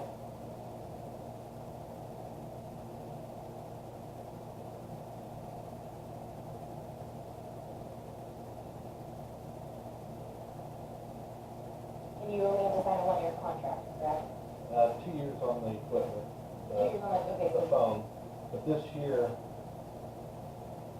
there is really no contract. I don't believe we can cancel any time. what are you using now for interdepartmental communications radio? Radio and cell phones. Their own personal cell phones, we don't Yes. provide them.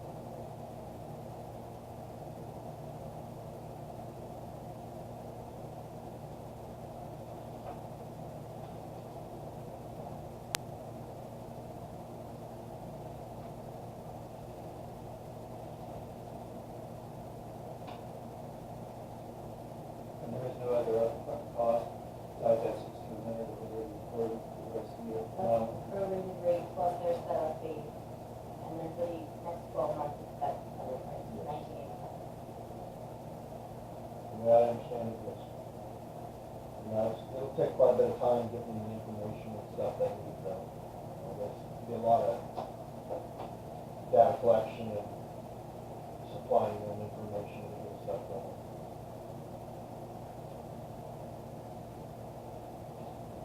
And we're talking about probably $2,500 this year. Plus we have to buy the phones or the iPads, or how much did you say they were? 1650. 50. So now we're up to 3,200.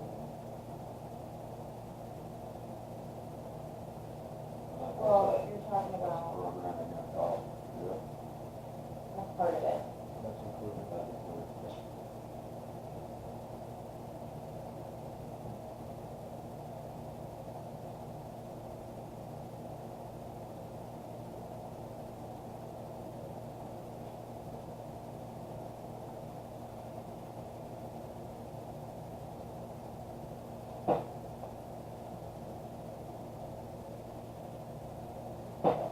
What did you come up with for a total for the rest of this year? Well, buying those things, Uh-huh. I thought 3,200 was going to be 1650 for the purchase. It's another 1653 for the rest of the year for the services, which includes the setup and the monthly rate. And then we have another 780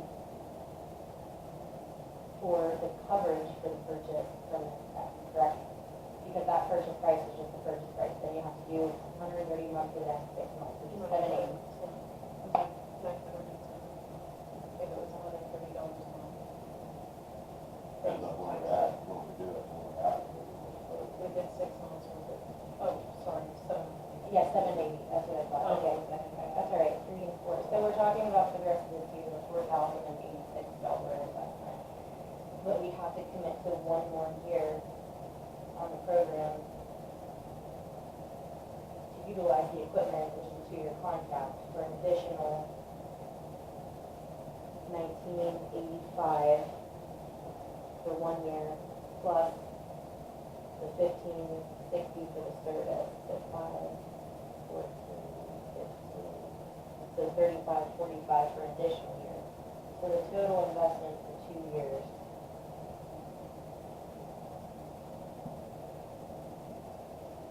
would be $7,631, and at that time you could opt out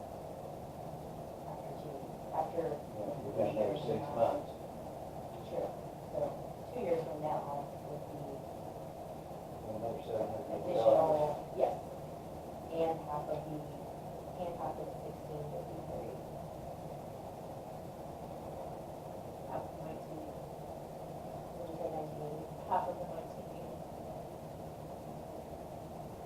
1980 was the yearly price. Oh, you're right, So I'm now sorry. 1980 plus. You're right.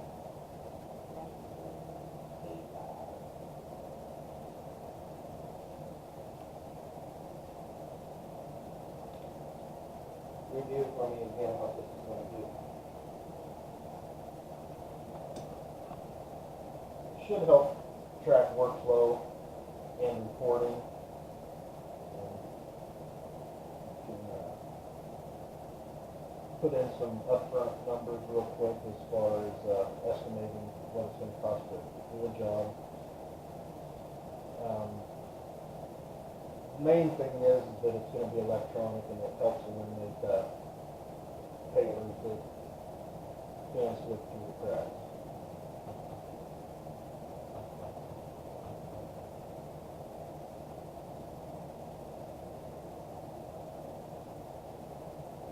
I guess for me, if you think it's gonna make things more efficient, if you think it's gonna be beneficial, then I'll probably tend to go along with your thoughts.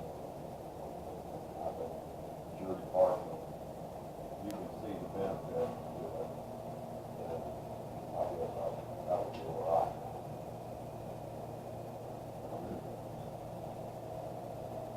Sounds cheap up at the beginning, but when you start costing it out, it's kind of pricey though too.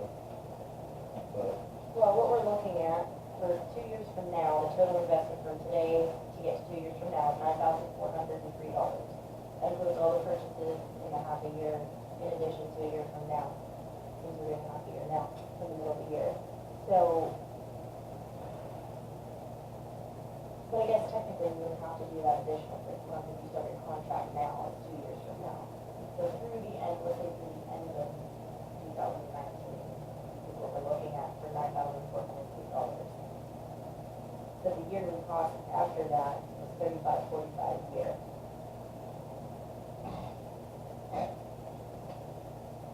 Did you decide on that one company, is that where the decision is right now? yeah, Program. for what we're looking for, I think it'd be our best bet. And Where did you get that handout you just gave with the definition of the outline from for? Kansas LTAP, put out by KDOT. Yeah, that's really good.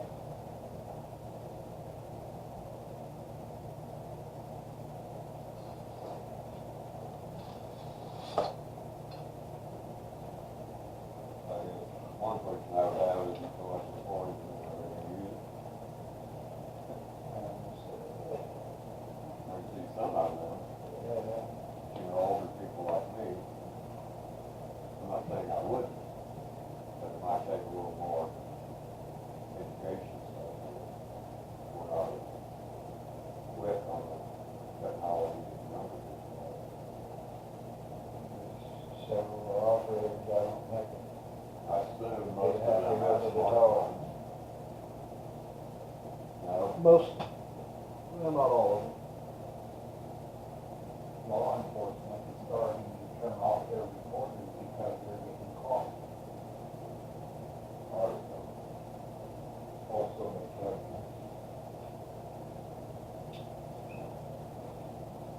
Well, just looking at this list of tasks to be done by your department without an engineer. I mean, prioritize projects, prepare project requests, budget all the projects, do cost estimates, negotiate consultant contracts.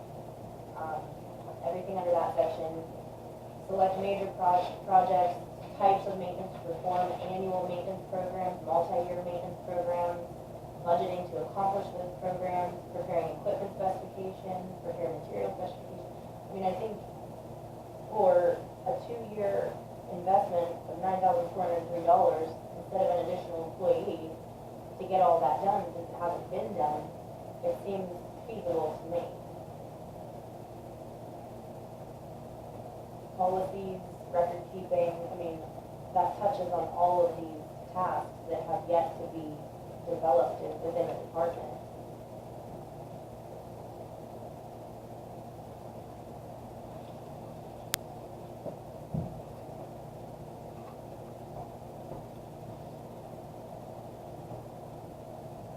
So program to go with that, Jim, on top of that. No, that's included. They do the setup for you once you purchase the program.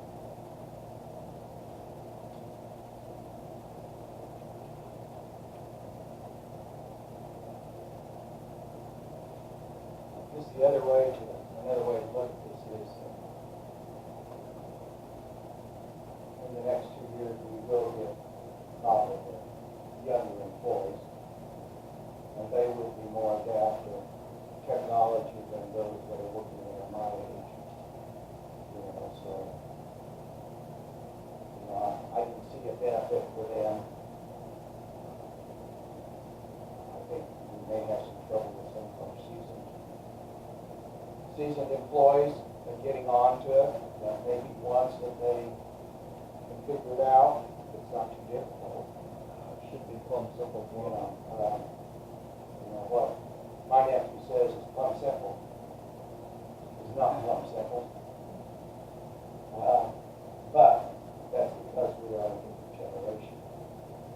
And I grew up, I thought a lot different than what they think now. That's just the way it was. So. How much correct, incorrect information. You know, and we're gonna get from this, and they're the gonna other, understand and they're gonna that's get one of the things. problems I think we have is that so much information is available to us, but is it correct information, you know? And then we also have the problem of cyber attacks too. You know, so I guess I am not opposed to trying it. I have some reservations about being able to fully utilize it. But I carry a smartphone and I fully utilize it. You have to pay the cost, you know. And it's one of those things you have to learn, you know, and I'm not sure if it increases our efficiency or if we can track things better, you know. Well, looking at it from a budget standpoint, what I've seen in the highway department budget, there's room for this in the contractual part. So to utilize that, I see this as being a good way to use that. I guess short of hiring our own engineer, which doesn't seem very feasible, so. I guess I would say too that Deborah was just in here and maybe you heard us. But I don't see any way that we can increase budgets much. In fact, probably not at all. So I mean, you need to consider that. I mean, I hope you consider that in the coming years. That this is a cost that probably we're not going to be able to increase your budget to cover. It's going to have to be absorbed. I see for the next 2 years now. Maybe we'll find some relief, but I don't see it. I don't see the state having any way of providing this much relief. My thought on collecting and maintaining this material, which I originally asked about, you doing it personally on the map, which is a lot more handwritten activity, I understand, and you came back with this concept, which makes a lot of sense given the way the world is going right now. And I think you found, as you said, just by luck, one of the best options. For a 2-year commitment of about $9,000, I don't see how we're going to hire someone to do what hasn't been done as far as gathering all this information, inputting it, and evaluating it. The information's there, it's Right. just in a different format. Right. Like I say, we've got the information, we just Rather than not pay. Right, right. Obviously, we'll go for Yeah, we will. I think we need a motion to. Well, they're going to have to contract with that. Yeah. Unless you respond directions to move forward, but you probably need to. Are you going to get contracts or? I'm sure there will have to be contracts for minimum on the tablets. proceed, The yeah. board without a motion for him to proceed to present contracts to us for this program. Or do you guys want me to just take care of those signed one myself, or do you want us to go through here? Do you want to give me the It authority? could be departmental and hire someone. I think If we do that, if you sign this, I think we need a motion. I would move. Because it's a rather large expense, I think. I would move to allow Michael to sign the contracts. That's all. Do I have a second? Any discussion? All in favor, say aye. Aye. Opposed? Proceed. And if it comes in 20,000. Yes.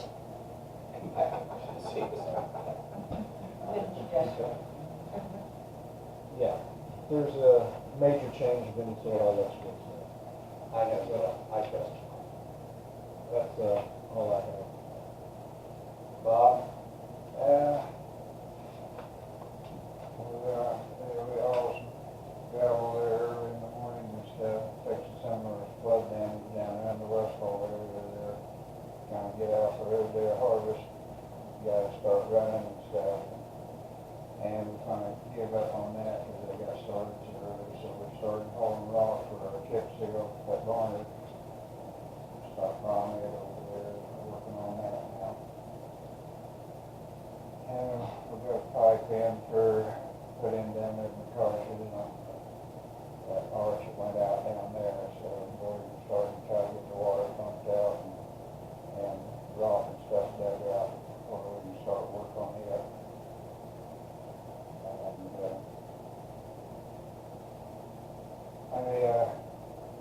Been going on since March.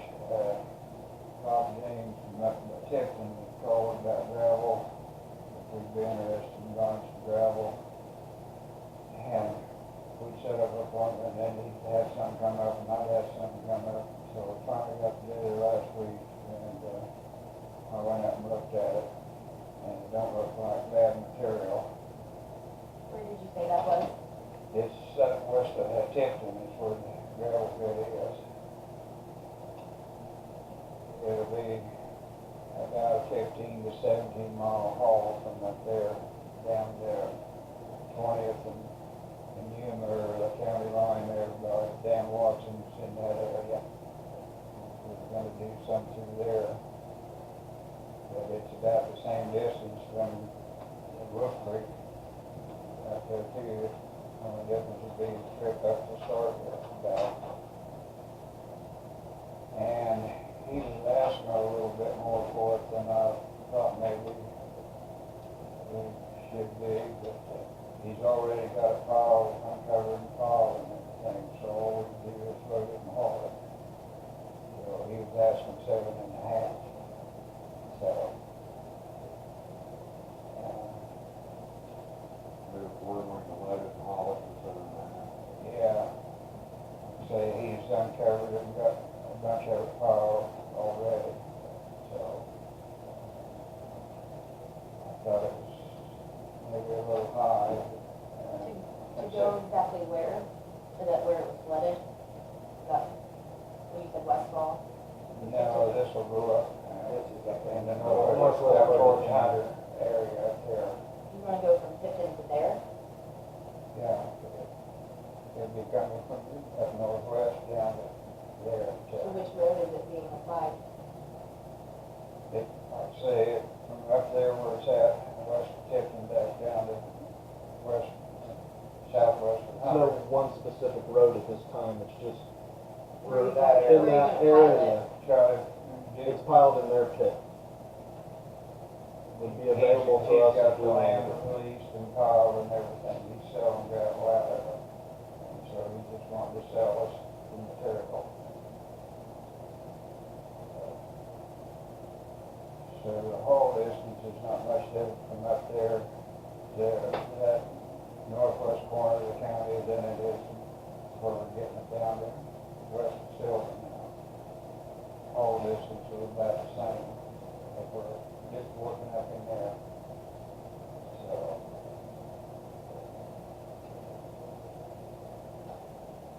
Powerful materials, more available, but Yeah, I was going to grab a sample and bring up, and I forgot to grab the Campbell down there and stuff. It looks like a pretty decent material. And some of the there that had some on it, looked like it. And he said, of course, it's like most any new gravel, the first time or two it rains on it, it'll be a mess, but then it'll settle down like any of the gravel does and straighten out. Whether we wanted to, or not, talk about whether we wanted to try a strip and kind of test it out and see what it done. And the road right up in that corner of the county and see whether it was worth going ahead and getting more. Are we done hauling gravel from full site? Done rock and everything? Yeah. Labeled it? We're Yeah, done we with that? got it all And it's all filed here? followed here. Like I say, we're hauling the chip rock over the corner to the ceiling over there later on. That's what the crew's doing now, is hauling Yeah. that for sealing. So they kind of stay out of the way of the hardest screw that way. So how much do we have piled in these other pits that we already contracted? Well, it varies, you know, we're running out down in here, we're gonna have to file some more, but we've got some in here, we've got 2 pits down.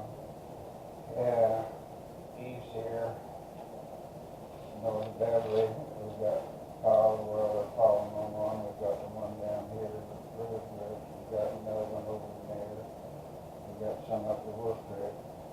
We'll have to put the crossing back in because it's flooded out. We've put it back in about 3 times and haven't been able to get material out because it keeps working out. So. Do you remember working here when the last time is that we ever did a mixed ratio between different gravels or materials to apply to the road instead of just pulling out of any particular pit for, No, we've always just taken out of the pit. you never mixed anything? Pit that's in that area, the closest one is available for always haul from. So how do we decide if, let's say we stockpile from Forsyth right here, how do we decide where that goes compared to an area where they're fit closer, but it's not as good of material?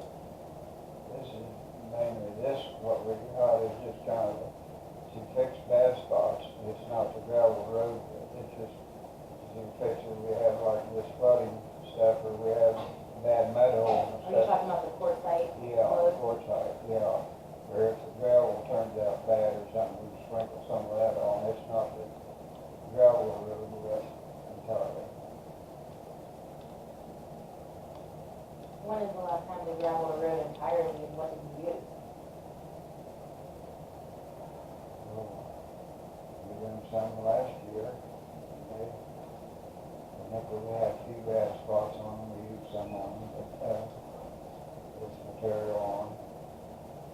People call and not have to put it on. Like I say, most of the time that's when we have a problem with any of the native gravel. Is right after we put it on the first couple of rains we get, especially if they're just a slow, easy rain. They always cut up and they're a mess for a while.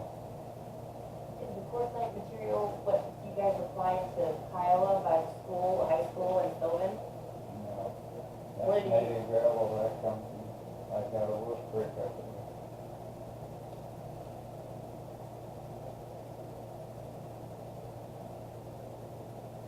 I guess, Bob, the distance isn't gonna make any difference. We've got the cost of getting the crossing in, Wolf Creek to get the gravel, and keeping it. This, we can get to, we can get it done, you know. That's one point I was looking at, because about the time we're ready to get in there, we'll come to flood and wash it out, and we gotta finish putting it back in again. Yeah. And it saves us gravel in our county. I mean, you know, it isn't plentiful right now. I mean, we don't seem to have a lot. The availability of it is going to run out eventually. I think the 7.5 is a little steep too myself, but knowing what Mitchell County is paying the landowners, it probably isn't. I forgot what can't remember what that agreement was with the health, but it's quite a little bit more than ours with our landowners. I mean, they're paying a lot more money in Mitchell County for gravel than we are. I don't think we're priced for that. I think we need to price for that. Hopefully, our gravel will count, but we'll see what we can do. Yeah, like I say, about a mile or something up there. We got a couple miles right up in there. The other thing, Gravel, so. the Metro County's roads to get it to where we want it. Well, get all on 181, figure all Yeah, of it be on well, our own 181. state, so I mean, you know, we're not beating our own roads. Yeah. Were you guys, were you guys aware of any past situations on 220 and Oak? Yes, we'll fix that. So, you know, I don't know. I think it's a toss-up. It's a toss-up, you know, what you're gonna do. I think I'll give it a try. I talked to him, maybe I can get him to come down a little more. I got him down some up there that day from where he originally started out. So that. I think it's an option. He's got a problem there, I think it's still sounded a little high. I think it's an option. We got a letter from Mr. Jeffers. I think we need to take it, read it, and think of your response. We'll visit with about it next week, I think. It's an ongoing problem with him. He has, every time we do something, it's usually not right. So, I suppose it's where we put the pipes in there. yeah, and the trees are piled on him, and so anyway, you guys can read it and take a response. We'll visit about it next week. Anything else, Bob? You probably know about your neighbor. Oh, yes, I do know about my neighbor. And I need to go down and look at it. The people told me that they didn't think it was a hazard, so I didn't go out, but I think the county needs to go out. It kind of rinsed up and stuff, so I set up some signs, and I went over, the loader was sitting over there where they're piling the rock, and got it and went over there. Okay. I thought I could maybe spread some of it back in, but it wouldn't, I just shoved it off the roof. Well, that is something that we're redoing. Yeah, so, I'd say, Yeah. I'm gonna get No, I over that haven't- patch and the rest I of haven't it will take. I haven't confronted my neighbor yet either. I don't know what. Pretty obvious who did it. To the field. But if I can even get on the tractor at 93, Yeah. I'll count it a blessing. Let know whether I raised it up or lowered it. Yeah. So, but yeah. Yeah. Yeah, And, hopefully she doesn't kill herself. So, 93 years old. She's still playing. She's farming. Burned her tractor up 2 weeks ago, so she hasn't had a real good spring.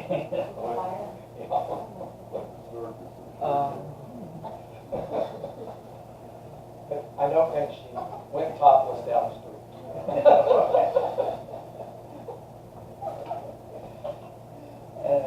Okay. yeah, good. She spent all the money for her leather jacket, caps, and all that, so,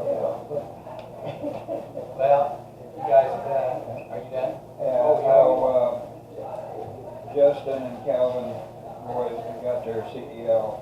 Oh, They've been okay. taking that course and they passed and got Good. them now. Okay, good, good. So, they're good to go now with that. Good. And I think that's all. All right, well, thank you.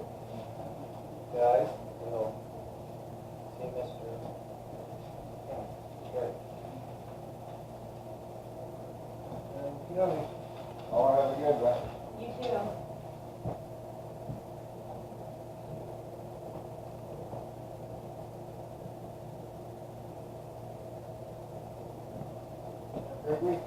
Bye. Okay, Eric?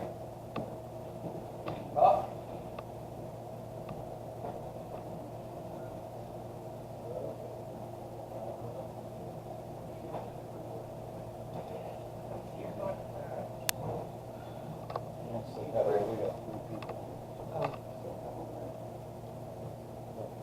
Excuse me. Hi, how are you doing? Good. Good to see you. Very. I feel like.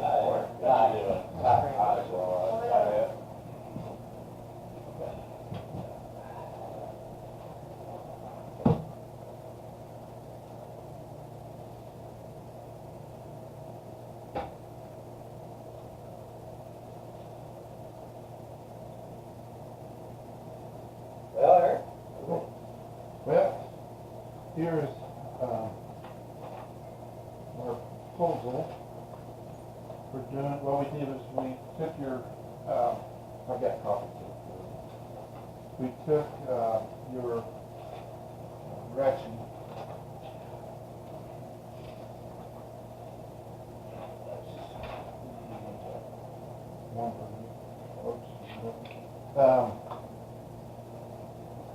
And split it out, went back to our original fee and split out the work that we've already done, like reconcile your floor plans and then what needs to be done to bid this out. We're proposing to have 2 bids, one for mechanical, electrical, and plumbing, and one for architecture, which would be the floor crack and all that. So there'll be 2 bid packages that'll go out, and there'll be 2. We'll probably bid it at the same time, but we'll have 2 contracts and do all that on there. It lists the basic services that we will be providing, and like I said, we pulled that out of that original contract, and that covers the work, like I've said, that we've already done and what needs to be done to bid 2 packages out. And it also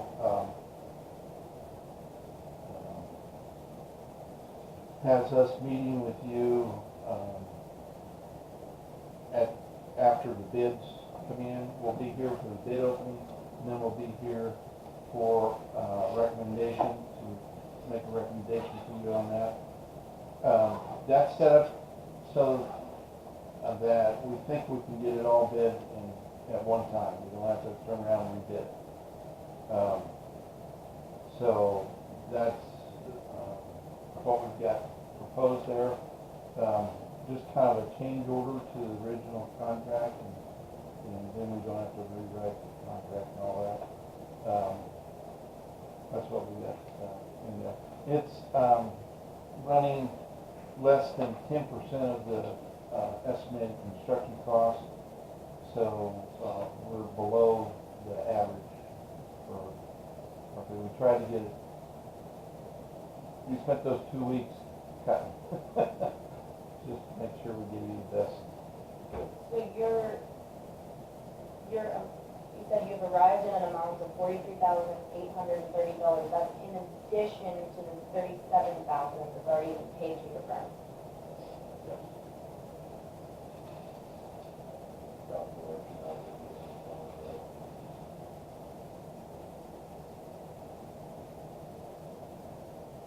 So that 30,000 was for the whole project, and so we were doing. In fact, I had them since it came up to the last meeting. What we've done, I had them in our office. I didn't have the engineers produce their drawings, but in our office, this is the drawings that we have done so far on the project, on the total project. So that's what That's the 30,000. Well, that's our share of the 30,000. I didn't ask the other. I just thought of that last minute, so I'm sorry I didn't ask for it. How soon do you think you go bid?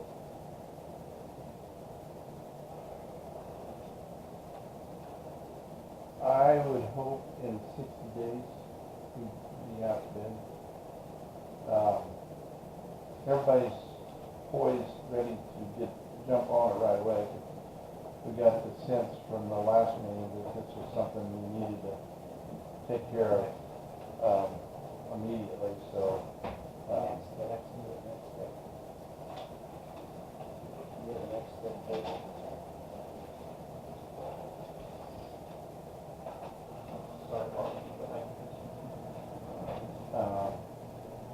so that, yeah, we're ready to get started on it.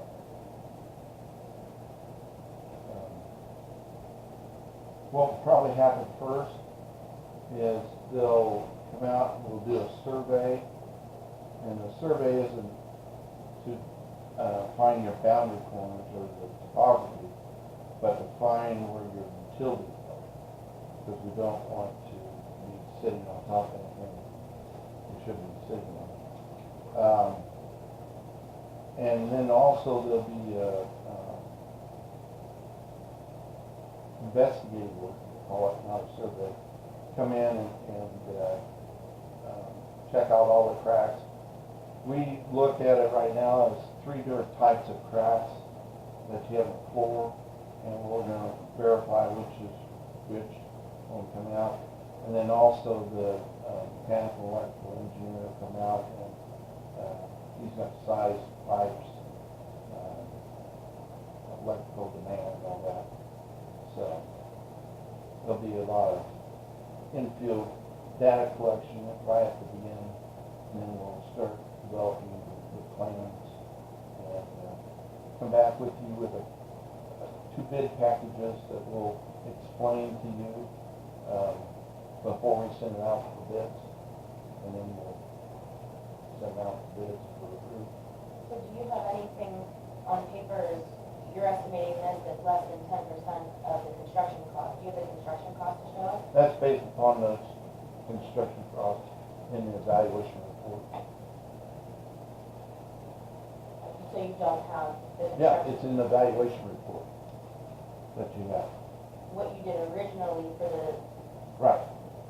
Because this is splitting out what we originally did. It comes out of that report. So is this, when you said that it's less than 10% of the construction cost, are you including that in this proposed additional cost? No, I'm not making myself clear. The numbers in here that we have, say for the generator, was $289,000 something. Could you give us the, I don't have that packet with me, could you give us those 4 items that you're basing that on from the original work that you did?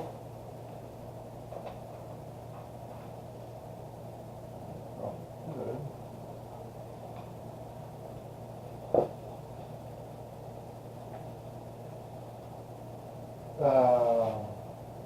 Item in a primary consideration under category A, item 1, 2, and 3 was,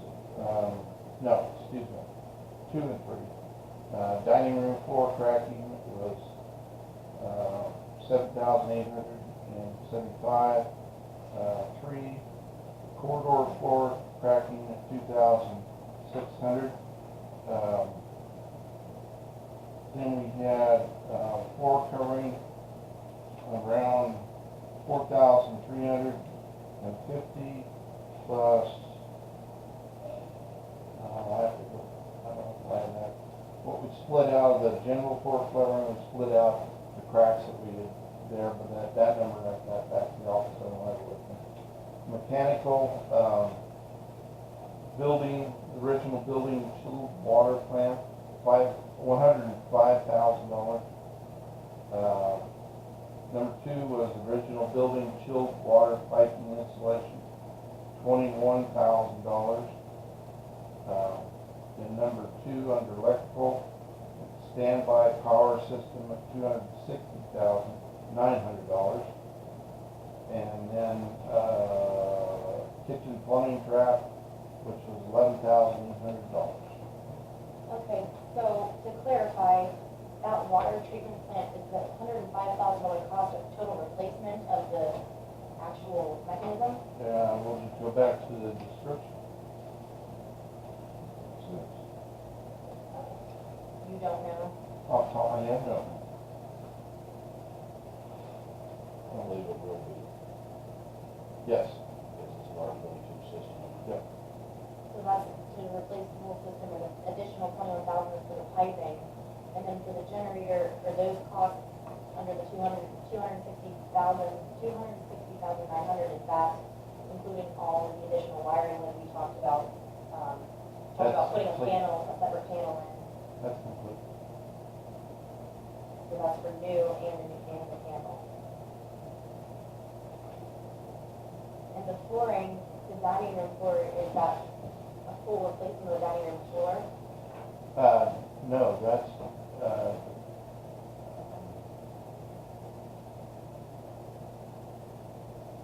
You Are you talking about flooring or You said- cracked floor? Flooring, you said $7,875 for the dining room. Cracked, for the dining room floor cracks.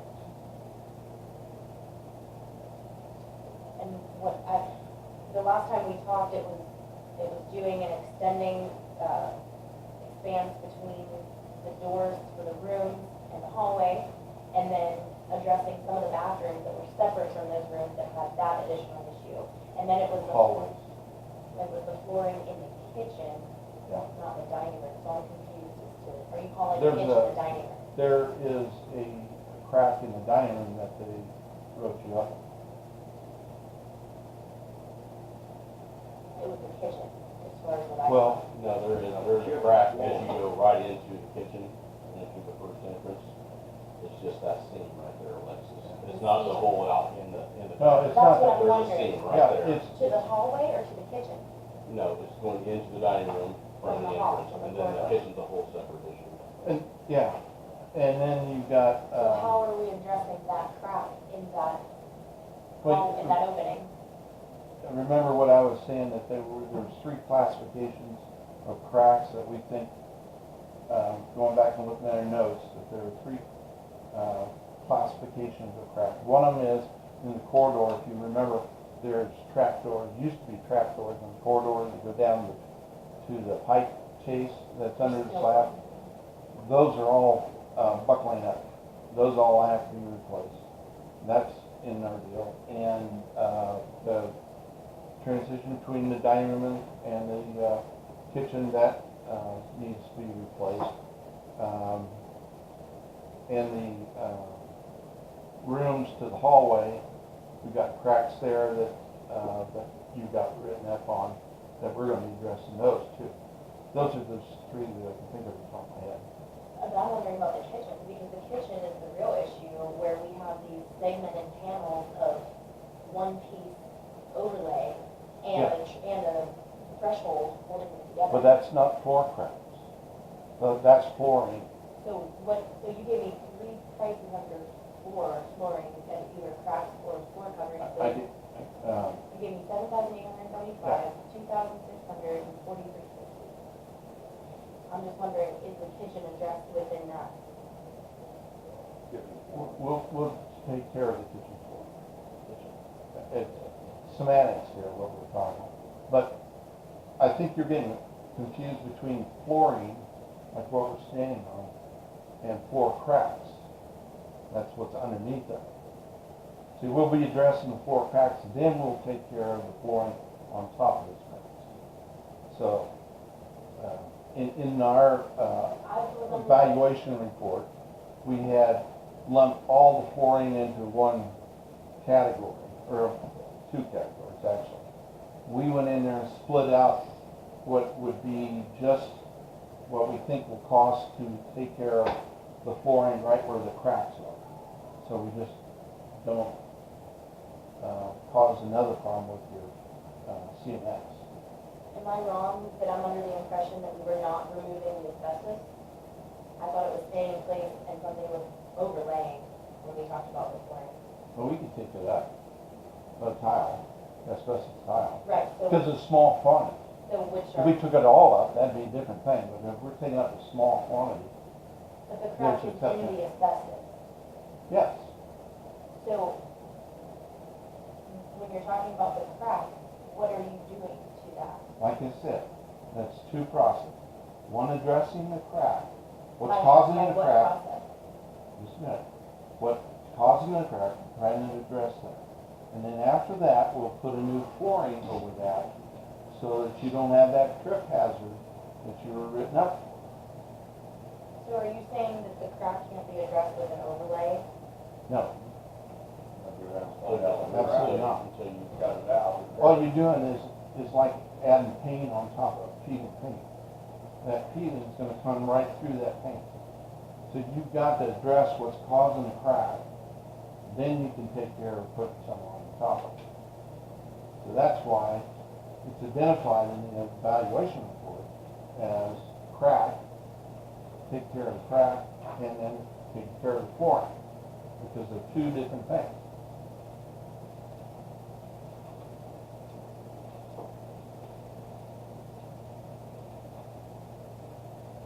we can't do an overlay and correct the problem.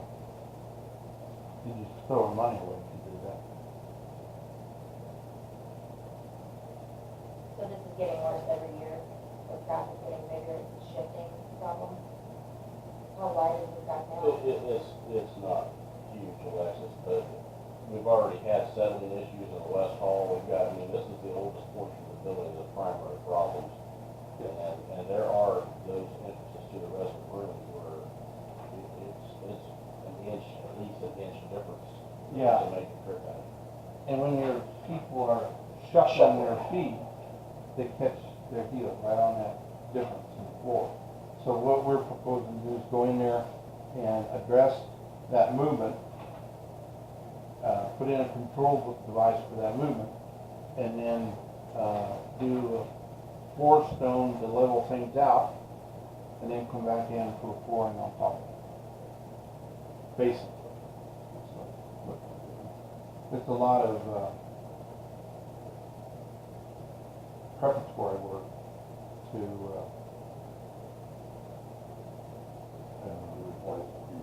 yeah. To get rid of that trip hazard, which is one of the things you've been written up on repeatedly.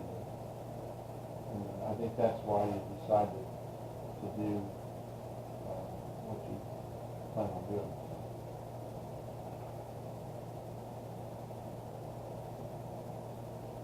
It was actually identified for housekeeping.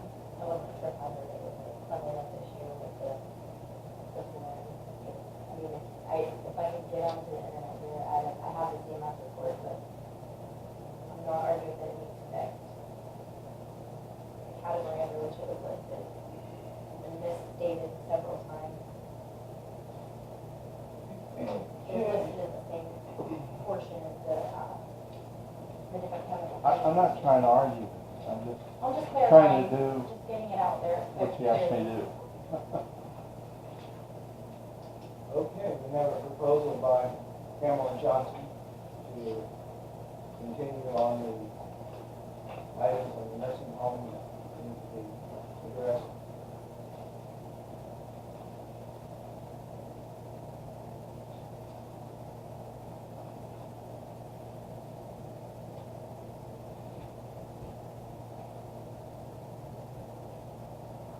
The original contract had us doing all those items and send out a bid package to have somebody bid on it, and then probably a 2-year process of correcting all that. Well, what's happening now is we're pulling out a portion of that, and we're going to have 2 bids. So there's 2 bid packages in there.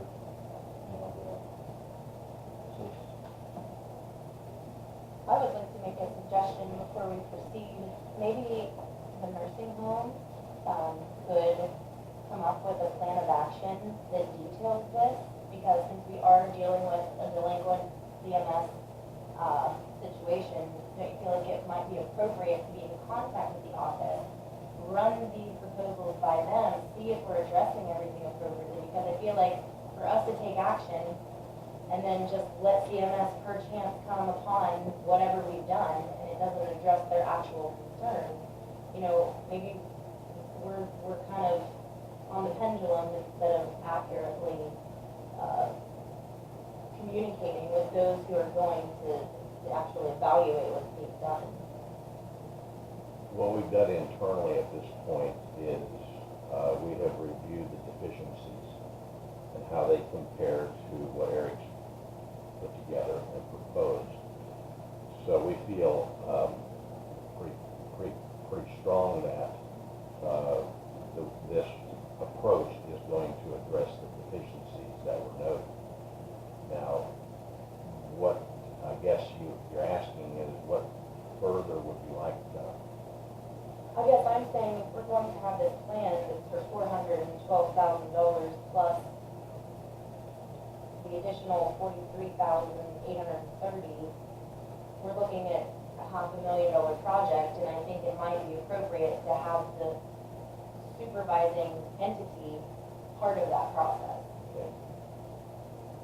spend that much money, you know, and to sign a contract without having So their approval. You're asking to have, Probably won't. Well, 260,000, that generates electrical, so what you're saying is asking them, these are the solutions we're proposing, does that satisfy your deficiency request? I was told that the nursing home under previous ownership had prepared, I believe it's called a plan of correction. Right. According to the CMS deficiency report, which I have read. And that plan of correction I have not seen, and I'm wondering, since we're changing this plan of correction, wouldn't it be appropriate to engage in communication there with the changes? Why don't we do that?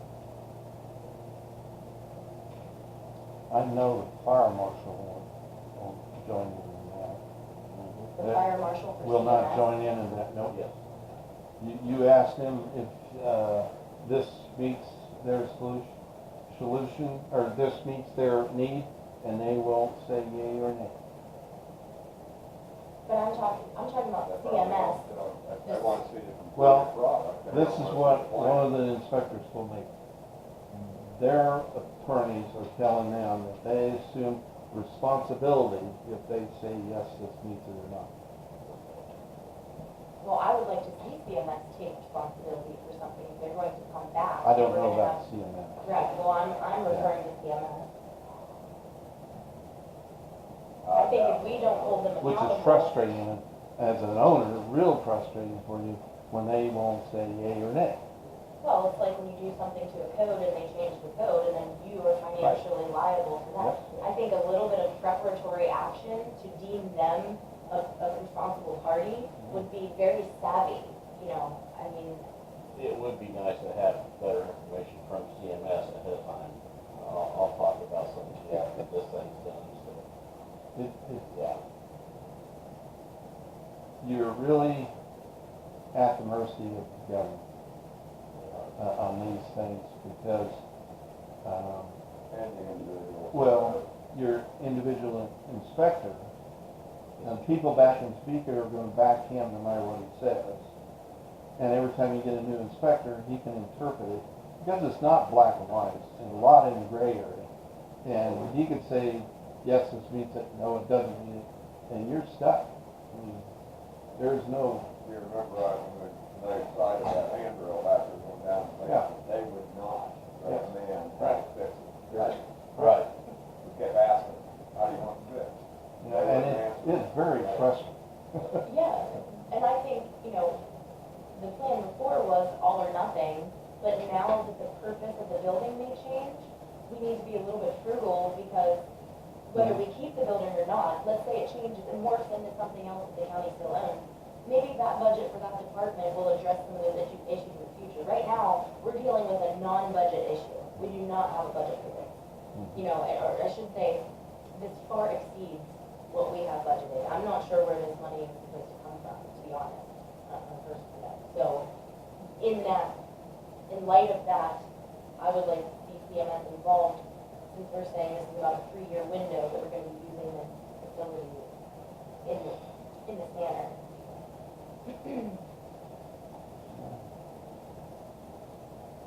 You're about 60 days to get this thing to bids. And, That's in September. yeah, You have a November deadline, I believe, on the generator. well, like I was talking with Mark out there, my experience in the past has been, if you show a diligent effort to get that corrected, they'll extend you time. Like for instance, that due to circumstances, whatever, you weren't able to get it completed by the November date. They see that you're under contract with somebody doing it, they'll probably give you extension on time, because they know you've committed financially to meet that. Which that is need. great. I Right. mean, our county has spent $37,000 to your firm, so that proves that we took the initial step. Yeah. So Well, and we then have we- proof that we are progressing, but ownership change, purpose change for the facility is all playing into our change in plan. And I think that needs to be expressed, and there needs to be some consultation there with the entity that could potentially demand we spend even more than this down the And, line, a yeah. year from now. They could very easily ask you to spend more than that. I mean, and more of what we had in our report, they may, now that we have a report out there, they would be able to determine, yeah, well, you've taken care of these 4 items, but we think you need this one and this one on top of that. So that is a very possible scenario, but you never know. It's basically dependent upon your inspector, CMS inspector, or fire marshal inspector, to make that call. And whether they will or not, then you'll be fortunate with CMS. The plan of action usually is what they go to. And then they want confirmation on that you follow through with that plan of action. And I don't know if what you put into the project so far will count or not. I wish I knew that with this kind of things. I just feel like we're convening at the table with a missing party, and I'd like to have some input from that before committing. I'm not sure. Are you willing to contact CMS as you did in the past, or I'd be more than happy to do that? I think it might be better when the park is there wants to. But we're assuming the liability of the owner of the building. I mean, they're renting, giving us recommendations. It's one of those situations where you're an interested party, but it's the license of the facility that's under review as far as the nursing operator, which would be us. So the plan of correction, as my understanding is that it has been accepted by the surveyors. And now we're in a mode where we need to pull a trigger on this. These 4 items, because they were the noted deficiencies, and we need to be in a position to show that they are being contracted and resolved before the next survey comes around. Because if we haven't acted on our plan of correction, and I agree that they're not going to come out here and advise us as to if this plan is correct. They're going to come back after it's done and say, you did it right or you didn't do it right. Well, according to the plan that they have, we're not even touching that.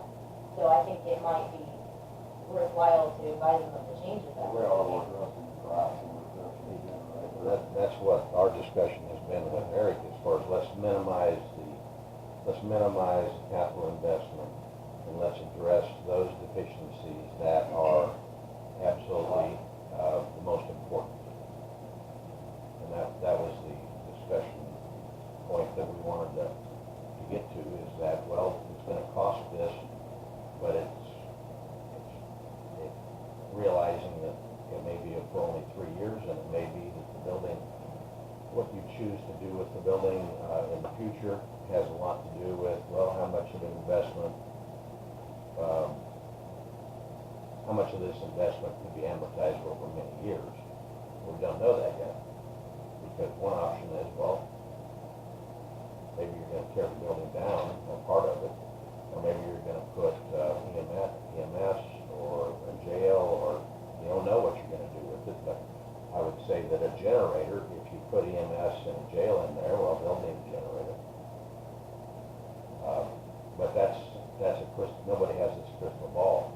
I can empathize with your concern about making sure CMS says the plan of correction is acceptable, but they've already said that.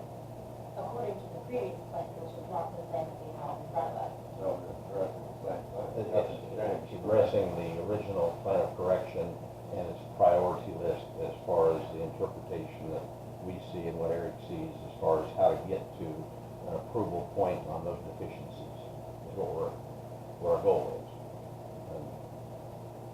And I would say that that we are at a point to where we know addressing these deficiencies would be the minimum level of approval. I think you're under a deadline on the generator.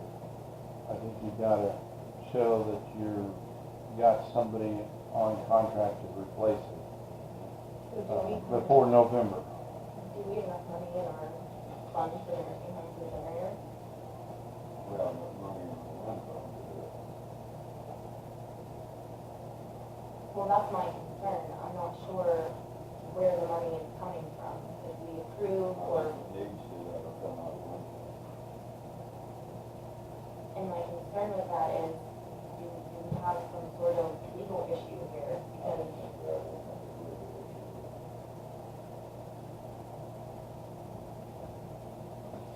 that's quite the Pandora's box to open up a fund for, however you're going to I play. think that's what the fund is established for, is things like this, emergency situations like this, the building. Well, there's a contract. There's a contract with that. There's a contract, I was here when it was signed. Well, yeah, and I read it, and I'm Very well saying, aware of it. I'd be interested to see how that could have repercussions. If you're going to open up that for one party, how is that opened up to any and all existing parties that may be soliciting funds from, assistance from that fund? I don't know how you're going to draw the line there or justify the expense. We can kick this ball down the road all we want to.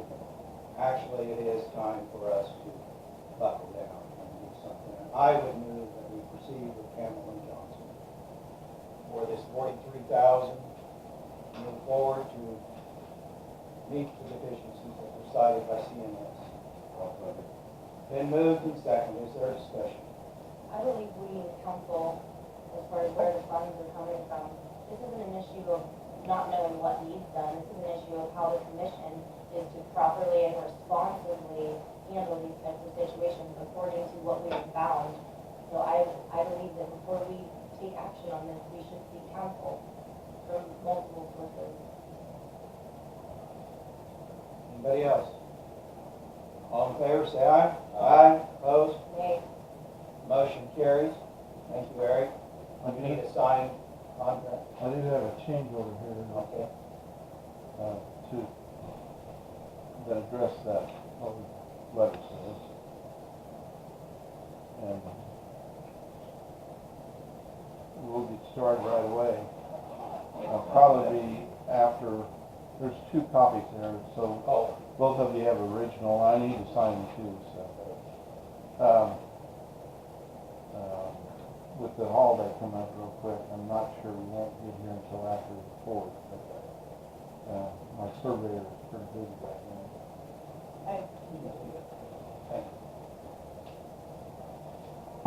You have anything for us today, Chris? Yes, sir, I brought some bids for the roofing. Here. I have two separate contractors with two different kind of roofs. One is, of course, the Zachgo Heritage that we have existing on our roof now. The other for both of them is Malarkey's Legacy, which is a higher impact resistance shingle.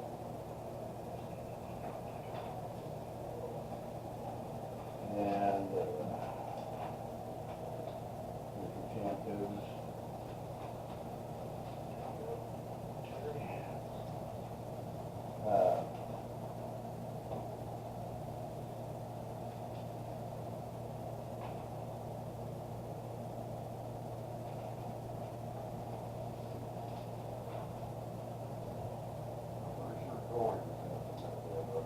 Corey, yeah, he said something, he wanted to come and visit me about the rest of the county buildings or Oh, something. you didn't bring Corey's. It's on the back. It's in there. There's, does Donnie sent it? I got a couple extras here. It's okay. I can borrow one of theirs. Okay. One No, that I it's two different contacted- bids, there's two different kinds of shingles. Okay. One is a Campbell Heritage, the other one's a Malarkey High Impact. Malarkey, I the meant High to Impact. grab that, but no, I don't feel like insurance is paying. Malarkey. Sounds kind of funny, doesn't it? Yeah. Yeah, that's That's a the Malarkey. same thing. Yeah, but, it's called Malarkey Legacy. It's, high impact. After 50 years from ago. Yes, yes. It's a 50-year. Your heritage is 35, isn't it? Right. The insurance had some issues with something that they submitted to us, so he needs to fix it, and then he will get it back to us this week to tell us what. I think he overestimated the size of our roof. I think we better wait to ask until we. That's fine, just let me know, and I can get a little better contractors, what you guys And decide. then they didn't get the sheriff's department building, so, I have bids for Corey, I didn't make copies of everything because I don't have that back from just yet. But he actually had the sheriff's department listed as the nursing home listed as the sheriff's A department. little confusing, I heard. Yes, I was a little confused, so, and I'm assuming that he has quite a few counties that he was working on, because I don't know, emailed him a couple of weeks ago, and I didn't get back until Friday, so.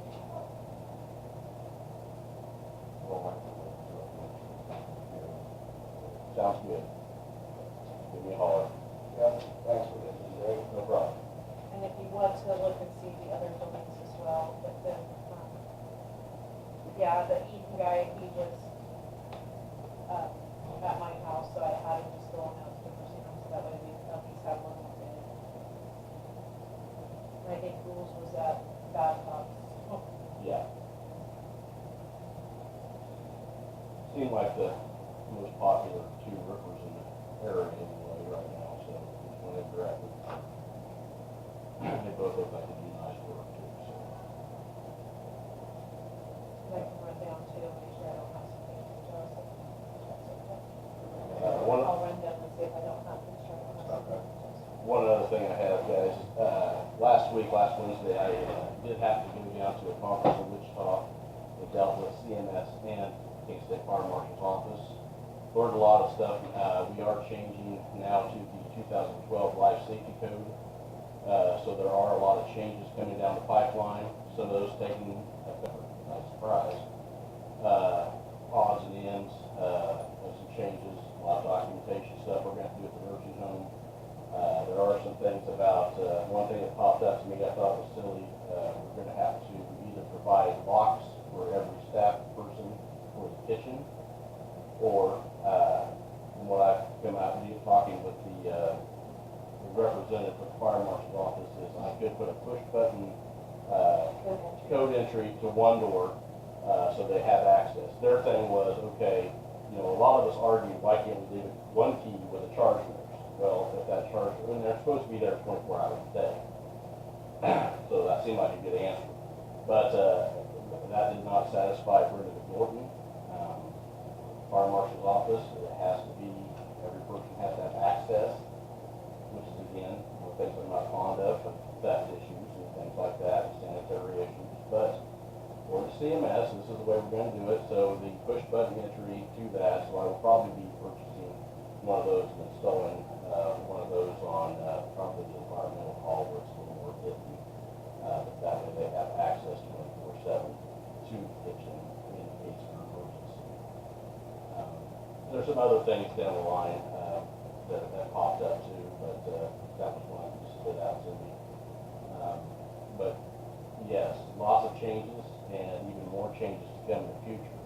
So I can agree with Alexis, it would be nice to know is this going to work at times. It's not easy. They're not. We have to answer as a nursing home to the Kansas State Fire Marshal's office, who answers to CMS. That's how that works. Working directly with them, we're not going to get a lot of answers from CMS. It's always been that way. It's just like, hello, surprise, you like this, you need to do this. So we just try to stay as educated as we can in the ways that they would like things. That's all I've got at this point, guys. Was Leading Edge at that conference? Leading Edge? No. They're usually pretty helpful in dealing with that gray area. Yeah. So I'm just curious.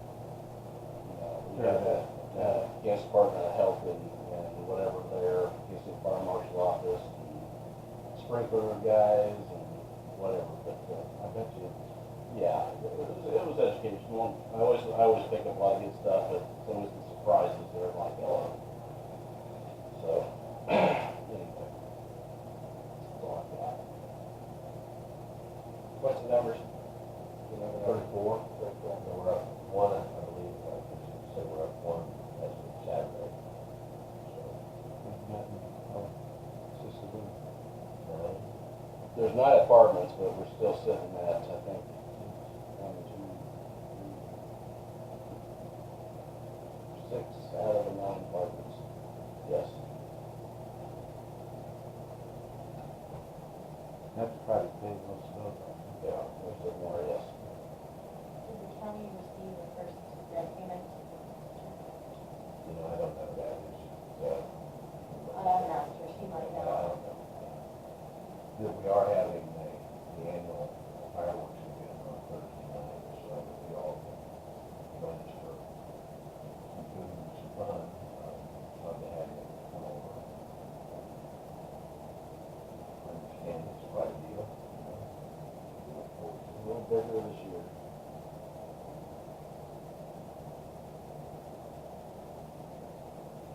Hopefully we'll be done cut a week. Should be. Yeah. Well, no, you rained out. As long as we don't get too much rain, we should be. Yeah. Went to an end, didn't it? She did it over the weekend? Little shower, not much. Nothing really. Enough to slow everything down a little bit. Like the grease machines and doing maintenance. John, did the county receive the rent payment? Yeah. Yeah. Left the window open, partial. Maybe I didn't hear it, should down to the, and then it was the window. Like a prorated, When yeah. the parents said that. You're talking about the time the contract was signed. I'm gonna dry out too quick this morning. You guys still cutting out, are you? Get some rain up your place? Spotty. I would like to have a game plan as far as the expenditure of this money. I moved to city council on spending money from a contracted lead fund.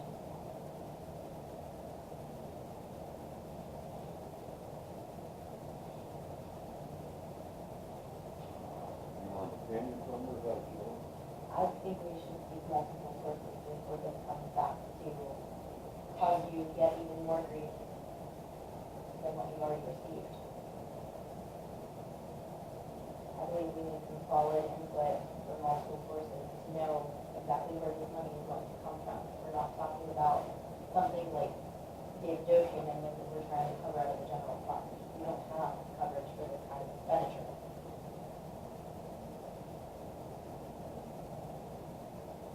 Just to give you a brief example, I spoke with the auditors last week and they said, whatever you're contracted to do with that money is what you're contracted to do.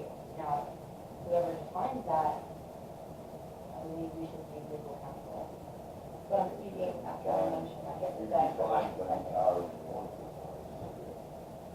And that's You can have- absolutely you can not have true. 5 lawyers, 5 different opinions, 5 different. And are we prepared to take that on? Are we prepared to have external legal expenses that we're not already contracted to take care of that? I would rather know now than know later when we're defending ourselves. We've already moved on the discussion, so it died. Motion died for lack of second. I move to adopt parliamentary procedure.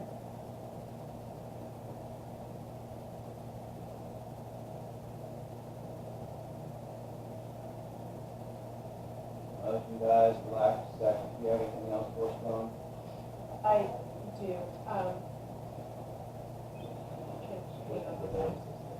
Yes. Thank you. I move to have the end of month meeting this evening to encourage public participation.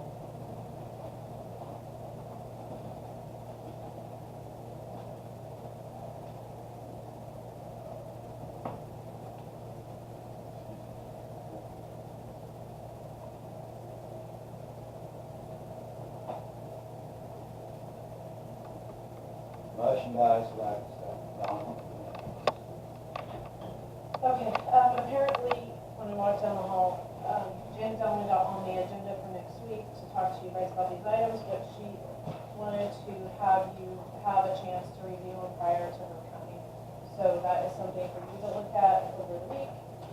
And then I have an opinion from County Attorney O'Hare in regards to the serial meeting issue that was brought up last week. Oh, who did it for that?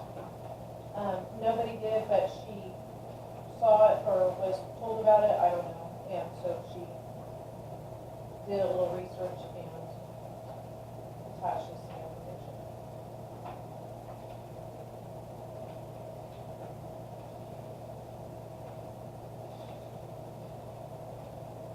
And I think that is all that I have.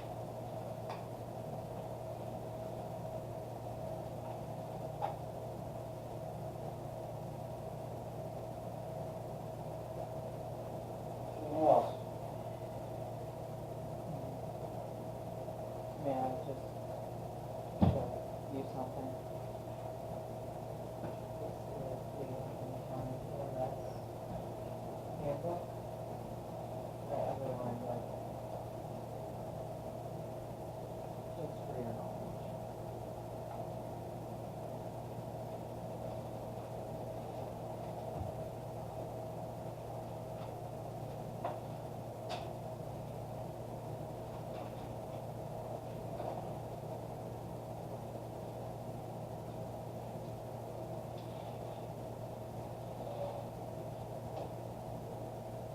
It was created by Lincoln County. Yes, in 2015, so that would be one day.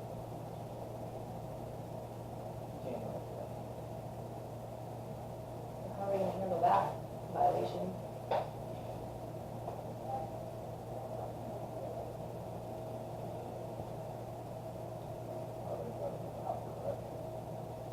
I'm sorry, I didn't hear you.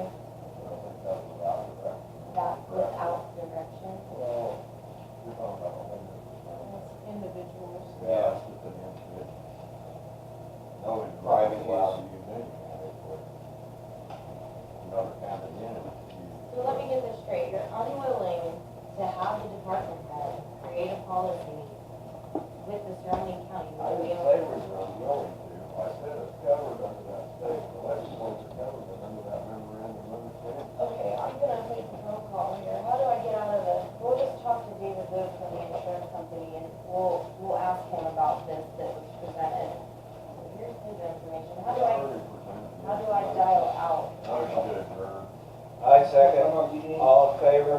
You didn't open it up to a discussion. I don't have to. Don, how do I dial out? All in favor, say aye. Aye. Opposed, meeting is I adjourned. already got a letter. I'm opposed. You don't wanna hear what your insurance agent has to say. He wrote me a note, I read He it. didn't write it to you, he wrote it to me. Right there, right?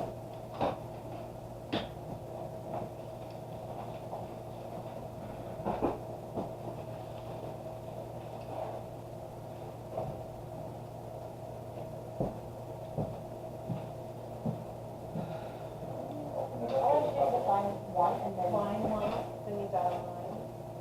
And then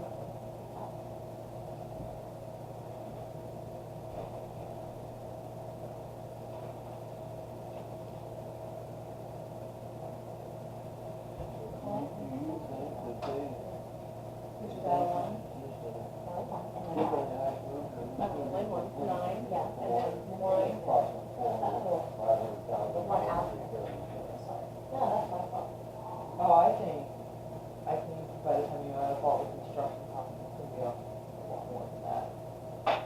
You won't know if you get the bid, really. Exactly, because what's the number initially? Hi, David. Can you hear me? This is Alexis calling, Alexis Blue.